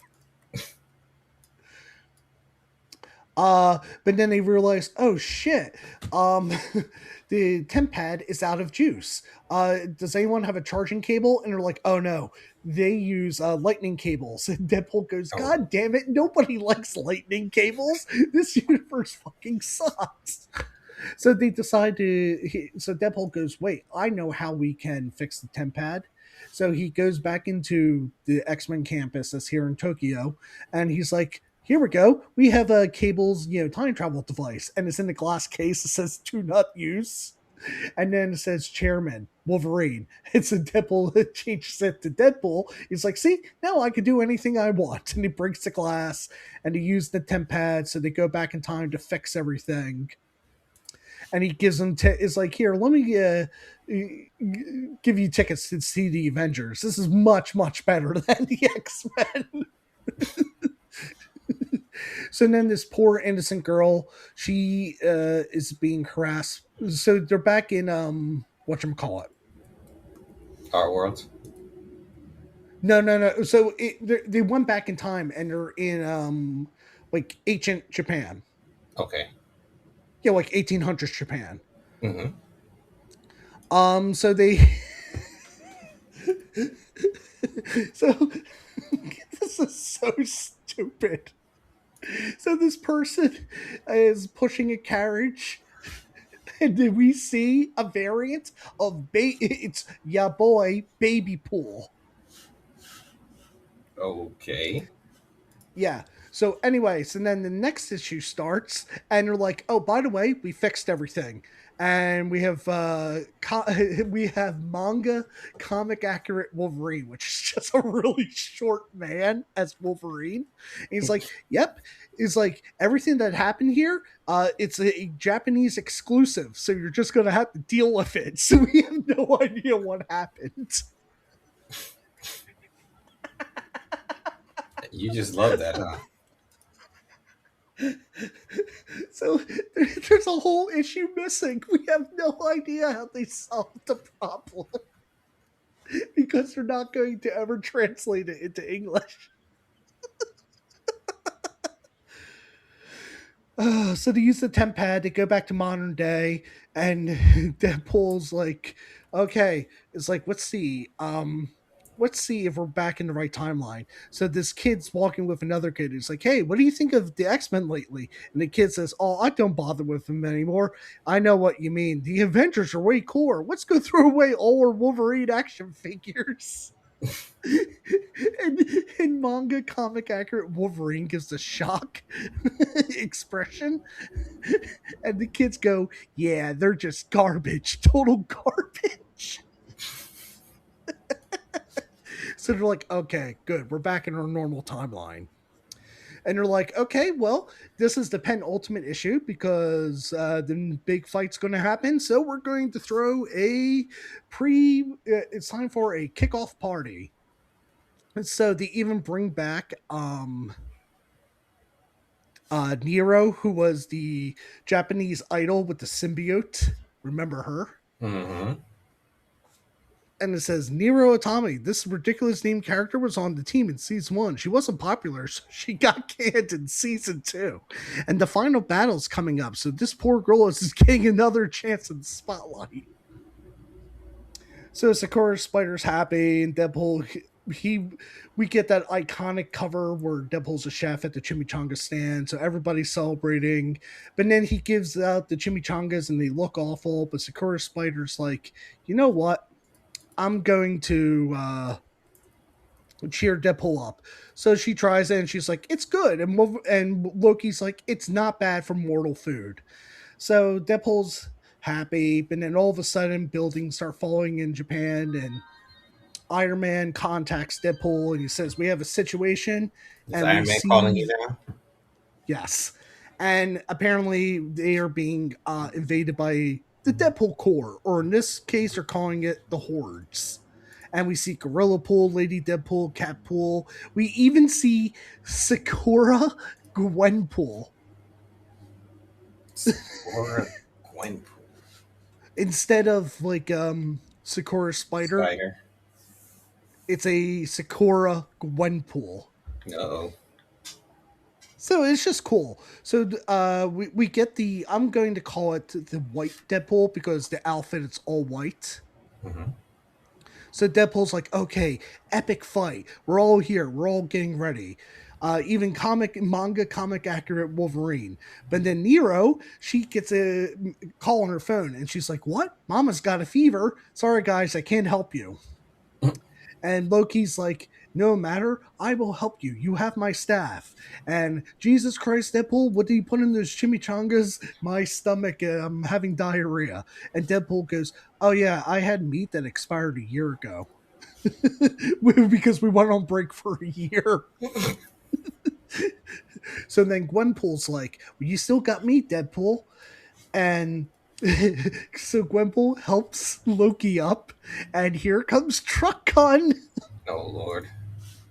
So she gets hit by Truckcon, but she gets up, and Sakura Spider's like, "I'm fine, Deadpool. We can still do this." Here comes Carcon, and it's Sakura Spider again. And Deadpool's like, "God damn it! I guess I have to do this all by myself," and that's where the issue ends. All these are great. These were just fantastic. You definitely sound like you enjoyed them.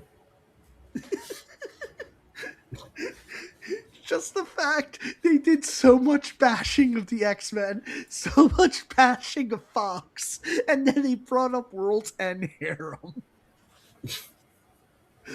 This was made for me. If it wasn't for them saying "ya boy" every 5 seconds. But yeah, you're gonna so all these are part-time Fruit Liquor. So you're gonna buy the manga volume when it comes out. Yes, definitely. I'm hoping they put them in one big hardcover or something one day. I'm sure that we're going. I'm sure they're going to put that Japanese exclusive issue in the manga. Did you buy Volume 3 or no? I didn't even know they came out. Well, so you and I reviewed Volume 1 and 2. 1 and 2, right? Volume 3 was, yeah, the issues, but we did those as they were coming out because they were free on the app. Mm-hmm. But so Volume 3 was the stuff from a year ago. And then when I went to Barnes and Noble, I'm like, let me see if there's anything new. It's everything we've read, but there's a quick backup story in there about Sakura Spider. Okay. But I know how you are. You might want to map it and put all your mangas together or something. Nah, I don't buy the mangas, but all right. So that went on long enough. We're so people know we are skipping Passivision. We will bring back Passivision next episode. Okay. Which, Corwin, what are we going to start next episode? Deadpool, Wade Wilson Deadpool series? Nope. I had to look at was it that long list of the order of to watch things in for a specific show? No, that's 150. Oh. Okay. No, we're going to start for Passivision. We're going to start Teenage Mutant Ninja Turtles: The Last Ronin. We did talk about that, didn't we? Yeah, issue by issue. We're not doing all at once. And now remember what I was going to say. What do you think of Supergirl? We finally saw our boy Krem in there. I have not watched the trailer. I have not watched anything. I'm going to go in blind, but Krem of the Yellow Hills. They said prior that Krem was going to look different. So he's not of the Yellow Hills? I think he's still of the Yellow Hills. Okay. He looks more like I don't know if that's the name of the character. Oh, no. He looks more like Pinhead. That's a different choice. Yeah, with the pins coming out of his face. That's what Krem looks like in Supergirl. instead of looking like a barbarian. Anyway, it's time to do our year end. So, we do the best Deadpool book last. So, you want to go down, up, or you want to go up, down? All around. All right. So, let's do best character. Hold on. Last year? It's not in the show notes, but go ahead. Yeah, but I sent it to you in the email. I don't know. Get the email. Jesus Christ, you always do your homework on the bus. Last year, you said best character. Well, 2 years ago, you said best character was Ellie. I said it was the TVA. Because the TVA showed up in both Deadpool versus Absolute Carnage or whatever, that miniseries. Then the TVA showed up in the movie, and then the TVA showed up in Deadpool Samurai. So I was like, I'm going to give it to the TVA. They just keep showing up. I think it's obvious who I'm giving it to this year.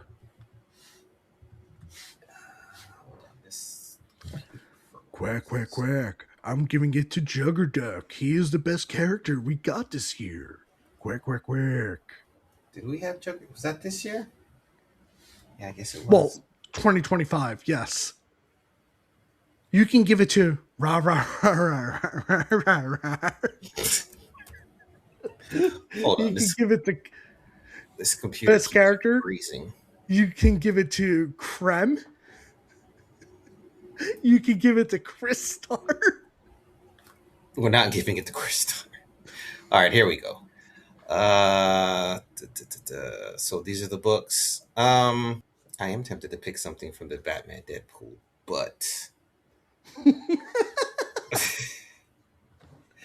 you can if you want to. You remember we gave it to All Might one year.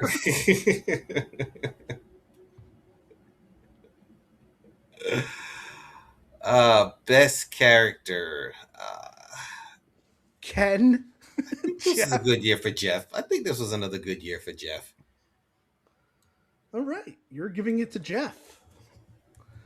Don't get me wrong, this was a good year for Jeff. I mean, but I feel like there have been years we gave it to Jeff like twice in a row. Too often. But anyway. All right. So I'll pick Ellie if that's the case. You picked Ellie last year. Oh, damn it.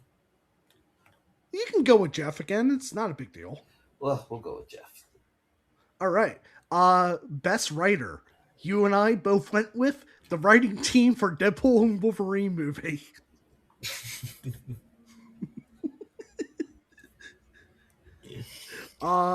This year I am going with Benjamin Percy. Yes. Deadpool and Wolverine? Yes. Yep. Okay, so we're both giving it to him. All right. Best artist. Last time you gave it to Adam Kubert for Deadpool Wolverine, Wade Wilson III. As we determined, that's what the book was actually called, not World War III. Mm-hmm. I gave it to Hikaru Usagi for Deadpool Samurai. Which I didn't get to review that one, so...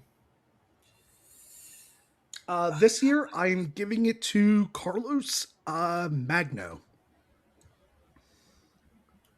Who did Undeadpool.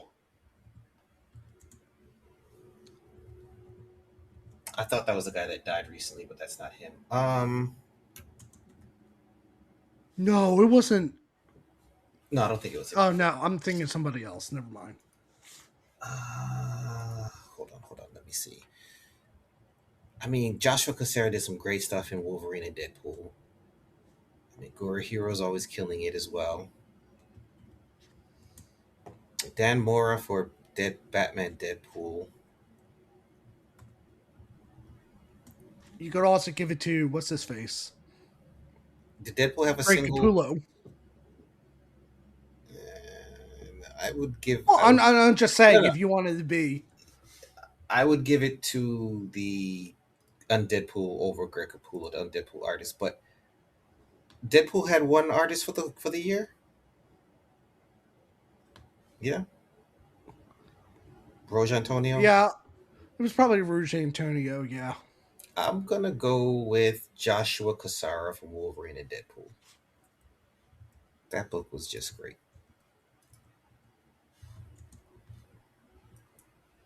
Just throw it in the show notes. I just put down Joshua right now. Yeah, that's fine. All right. Best colorist. We both gave it to Edward.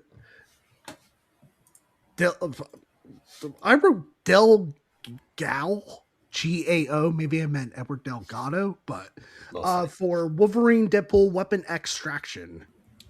This year I am going with Guru FX, who did the colors for both Deadpool Wolverine and Undeadpool. Yo, the regular Deadpool book started off pretty damn strong with him and Taskmaster and stuff. That's Guru effects on that. That artist was solid too. Got some nice covers. Okay, and then the Wolverine Deadpool book was colored by Guru FX. Guru effects again. You just want to go with Guru FX? Maybe. Hold on. I just want to check one last thing for the colors are just kind of hard because they don't really stand out in your head as much. I'm gonna give it to Guru FX. They definitely had more going on. All right. Now we have Best Anime. You gave it to Go Go Loser Ranger. I gave it to Chain Soldiers. Shit. Okay. For This year, 2025. Go ahead. Sorry. this is for new anime, not continuing, Right. because we have that for the next thing, Best Ongoing. So I'm giving it to Taco P's Original Sin.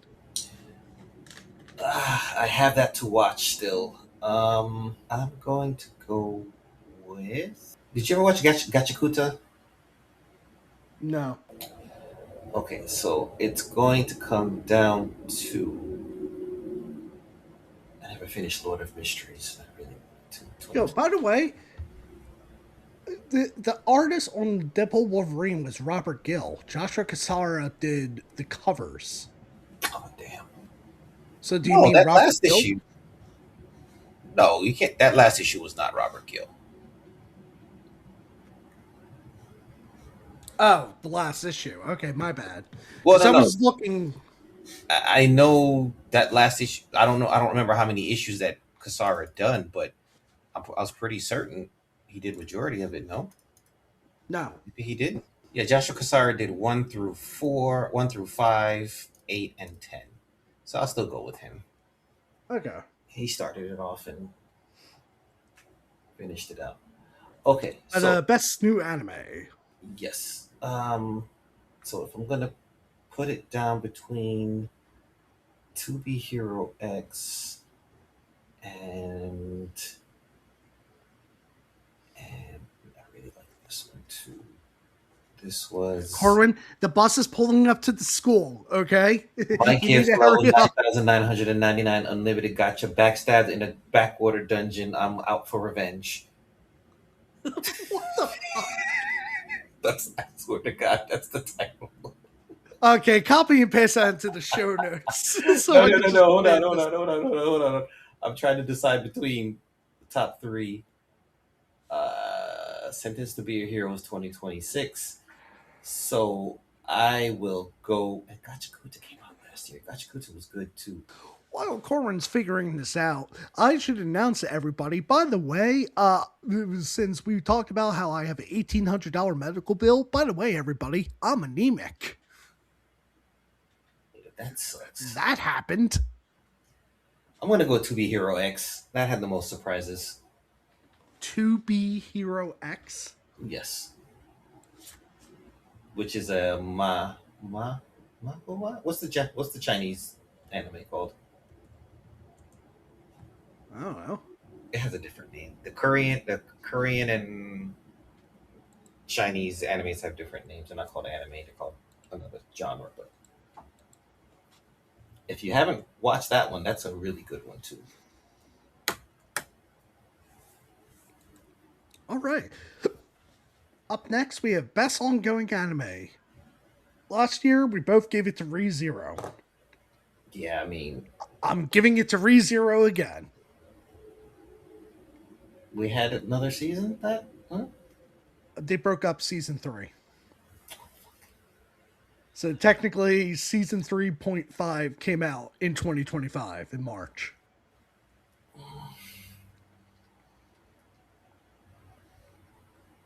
I liked.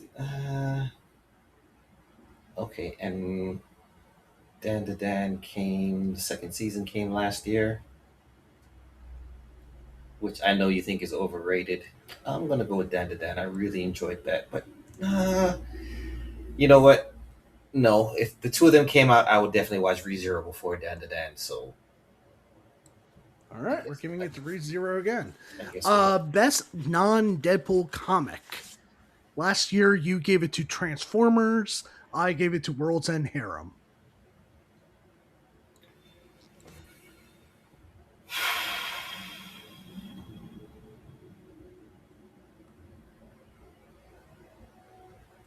I've caught up on the House of Slaughter books last year, which is Something is Killing the Children universe.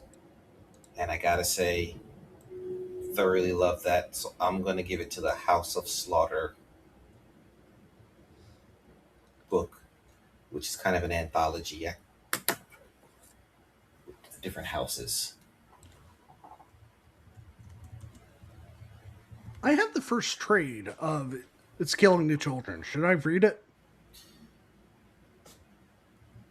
Yes, just know that that is kind of an introduction to a bigger universe. The House of Well, I'm just Slaughter. saying. I'm just saying I have the first trade though. Yes, definitely read it.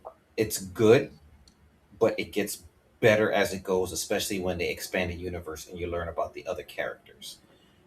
Um, After the first two trades of Something is Killing the Children, then you can start reading House of Slaughter, and that's probably my favorite out of those two books. All right. Up next, we have we called it this last year, the Bladder Blood, and we just said Deadpool minis. Okay, I and think I think we just had just a bunch of bad Deadpool minis.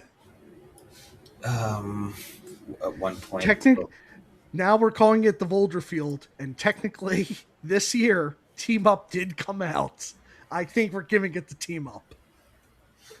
uh, um, let me try to sort out this list. Hold on. Let me just see what came out last year. No, no, no, It's no. We both had to come to an agreement. And what is the worst thing for Deadpool? It's uh, Team Up. and that's what I'm trying to see, like what books came out last year, because I'm hard pressed to. There is nothing. Oh, hold on. Okay, so last year, I mean, we've also given it to artists. I mean, I know how much basic. you hated that Miles Morales crossover. It's still not as Cody bad as Team Up. Cody Ziegler. I know he's your favorite writer. It's not as bad as Team Up. Oh, we didn't have much last year, dude. We had Why Deadpool Wolverine. why is this up for discussion? It's Did we Team have Team Up. Up last year? Yes, I think one or two issues of Team Up came out in 2025. I don't even think I have it listed on this list at all. I may have left it out completely. I think in the email I sent you, I even said LOL. Team Up.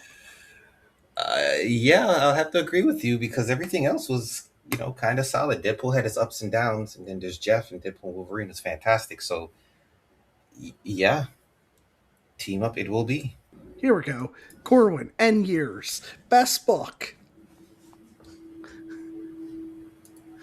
Yeah, here it is. I said Deadpool. Okay, well, since we're in the category, now we're doing best Deadpool book.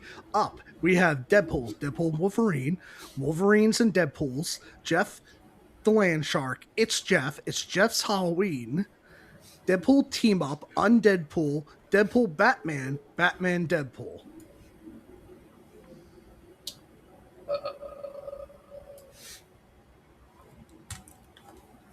I'm giving it to Deadpool and Wolverine. That's just me. We don't have to come to both of the same agreement.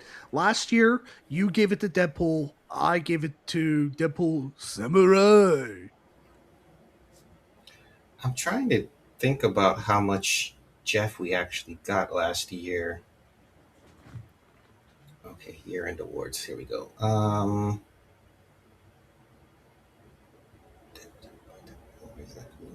Because we have no. Jeff the Landshark, It's Jeff, and It's Jeff Halloween. There's 3 different Jeff books you can pick. Yeah. I'm almost tempted to throw in that Batman Deadpool, but it wasn't that long. I'm going to go Deadpool and Wolverine. I got more joy out of that series. Plus, also, I mean, don't get me wrong, the Grant Morrison, yeah, you could have done Best Writer Grant Morrison. Oh Jesus!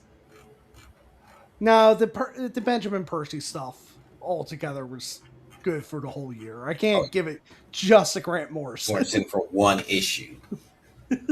but that one issue was really good. No doubt. No doubt. All right, so we're both giving it to Deadpool and Wolverine.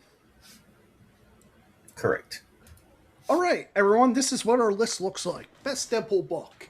Both Corwin and I said Deadpool and Wolverine. Best character. Corwin said Jeff. I said Juggerduck. Quack, quack, quack. Best writer. We both said Benjamin Percy.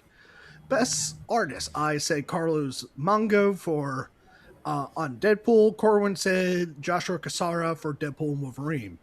Best colorist. We both said Guru FX for Deadpool, Wolverine, and Undeadpool. Best new anime. Corwin said To Be Hero X. I said Takapi's Original Sin. Best ongoing anime. We both said ReZero. Best non-Deadpool comic. Corwin said House of Slaughter. I said Kakagori. And then Boulderfield, we both came to the unison because I don't know why Corwin was saying, oh, what else came out this year? Face it, Team Up was the worst thing. I mean, trying to be positive here, but trying Corwin, to find other things. Corwin, remember in Team Up, in the issue that came out this year, he drew himself into the comic? Oh, yeah. I forgot about that. How could you forget about that? It's trauma.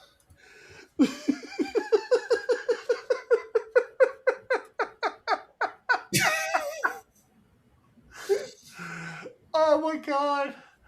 That episode, though, was one of our best episodes we ever made. And then I have to go back and listen to it. And then you remixing the song at the end of rah rah rah. What? Rah rah rah. I'm going to have to listen to that again. I forgot. I completely forgot all about that.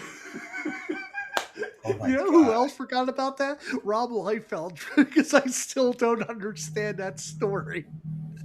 Oh Remember when Rah Rah Rah turned into like the dragon guy? Dude, I forgot. I completely wiped that from my memory. Oh my goodness. I remember.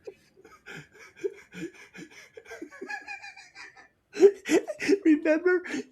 And then you said, it's like, you know what this reminds me of? Of when my kid was little and was telling me a story about his action figures fighting each other. It makes no sense. Because it's like, and then the Hulk shows up, and then there's Gwenpool. I mean, Spider Gwen. And remember, Spider Gwen's outfit changed every time she was in the book. And then, remember we read the reviews online? I am in shock because I completely blacked all of that out. Holy crap. You're so mad now, aren't you? You're mad. Oh my good. I swear to you, I did not remember any of that. Corwin, as somebody with PTSD, I can't forget things. I was traumatized by this book. Oh my Remember God. when I threw the phone across the room? Oh my God. Scott, I forgot all about this book.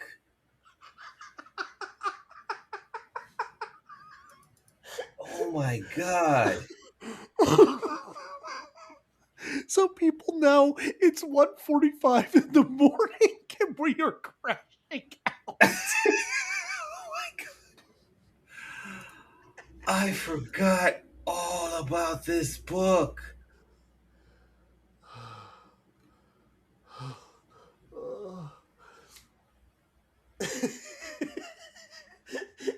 They show up in Strange World for no fucking reason.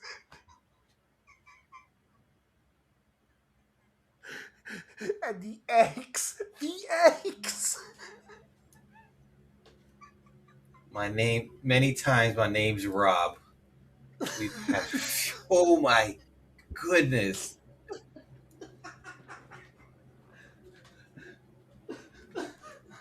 And the worst part is, like, looking at this again, when he introduces himself, his face in one panel is completely different than the very next panel.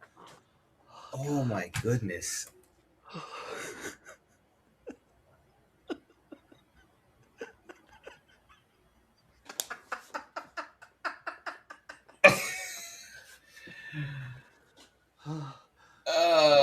Okay. Yeah, we need to end on that note. I'm in shock. Holy crap. Oh my god. All right, everybody. God. You should put an editor's note how long I was laughing. I don't think I've laughed that long ever in my life. I can't believe I forgot about this book. Corwin, go back, re-listen to that episode. You will see how mad you were. What's that episode? Which issue? Issue 5, the last issue? No. I mean, re-listen to the episode we reviewed. We reviewed it all at once. We did? Yeah, because we both said we're not paying for this. We'll do it as a pasto vision when it comes to Marvel Unlimited. Did we not like ourselves to do something like that? All of them in one episode? You know what the worst part of all is? You know we still haven't finished Major X. I remember distinctly when because we took, this is again when we took like a summer break. It was like, I remember I was like, Corwin, I gave up reading issue 2. You're like, no, man, you had to power through it. I'm like, I will try to guess what's going on in this book just looking at every page because I am not reading this. I got like 2 pages in. I was like, I can't read this. Oh my good, I forgot all of it. Wow. Okay. I've got to listen after this episode. Yeah, we need to stop bundling up so many damn issues in one episode, though. That's why we run so damn long. But well, yeah, we need to not record once a quarter, you know? Yes, but I mean, we didn't have a Deadpool book for a while, too, but still. Oh my goodness. Well, at least next episode, we're going to have like, what, 2 issues of Deadpool, 5 issues of Jeff and Ken. So that's 7. So that's like 7 books, and then we'll have the last Ronin issue 1. So that's not too bad. I'm still all right. Yeah, let's get out of here. Yeah, let's get the fuck out of here. Other than that, yeah, I have no idea. Either this episode has gone up after Zenkai Con. If it hasn't, just go to Instagram. I'll have all the panel information on my Instagram, which my handle is ZombieHiX23. It'll be in like a little shared stories thing. Remember, you can follow your Merc Report to us on Facebook. Under Merc the Podcast. By the way, I'm not reading people's names anymore who like us on Facebook because it's all Indians. It's all bots. Oh, well, I said, what? You confused me for half a second. No. I'm not racist against Indians. I'm just saying, you know, it's like, oh, come on. I know this is clearly a bot. I got you. So, if you want your name read, leave a comment that says, hey, I just like you guys. Read my name, and I'll read your name as, for a shout out. because I still get the notifications. Yeah, like we keep getting likes like almost every day, and I'm just like, Good. If they're not real, man. Anyway, or you could go to Blue Sky, Merc with a podcast, all one word on Blue Sky, or email us at hipstertalking@gmail.com. Again, if we haven't responded to you on email us again. There might have been some sort of issue. Anything else? No, I'm gonna go traumatize myself and listen to this episode. Rah rah rah. Corwin? Corwin, let me tell you about Happy Appy. It's a 4-episode of Creepcast, and that episode traumatized me of how bad it was. And with that, everybody, good night, everyone.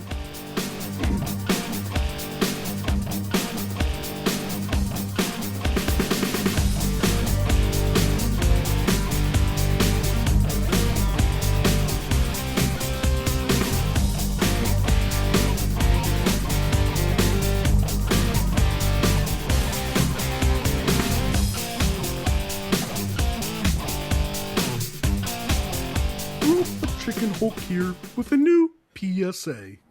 In case we edited this part out because Corwin was still doing his homework on the bus, Scott is anemic, which means that he is not producing enough healthy red blood cells in his body.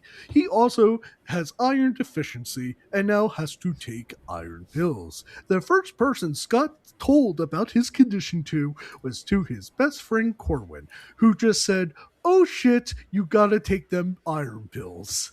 And now you know. Do, do, do, do.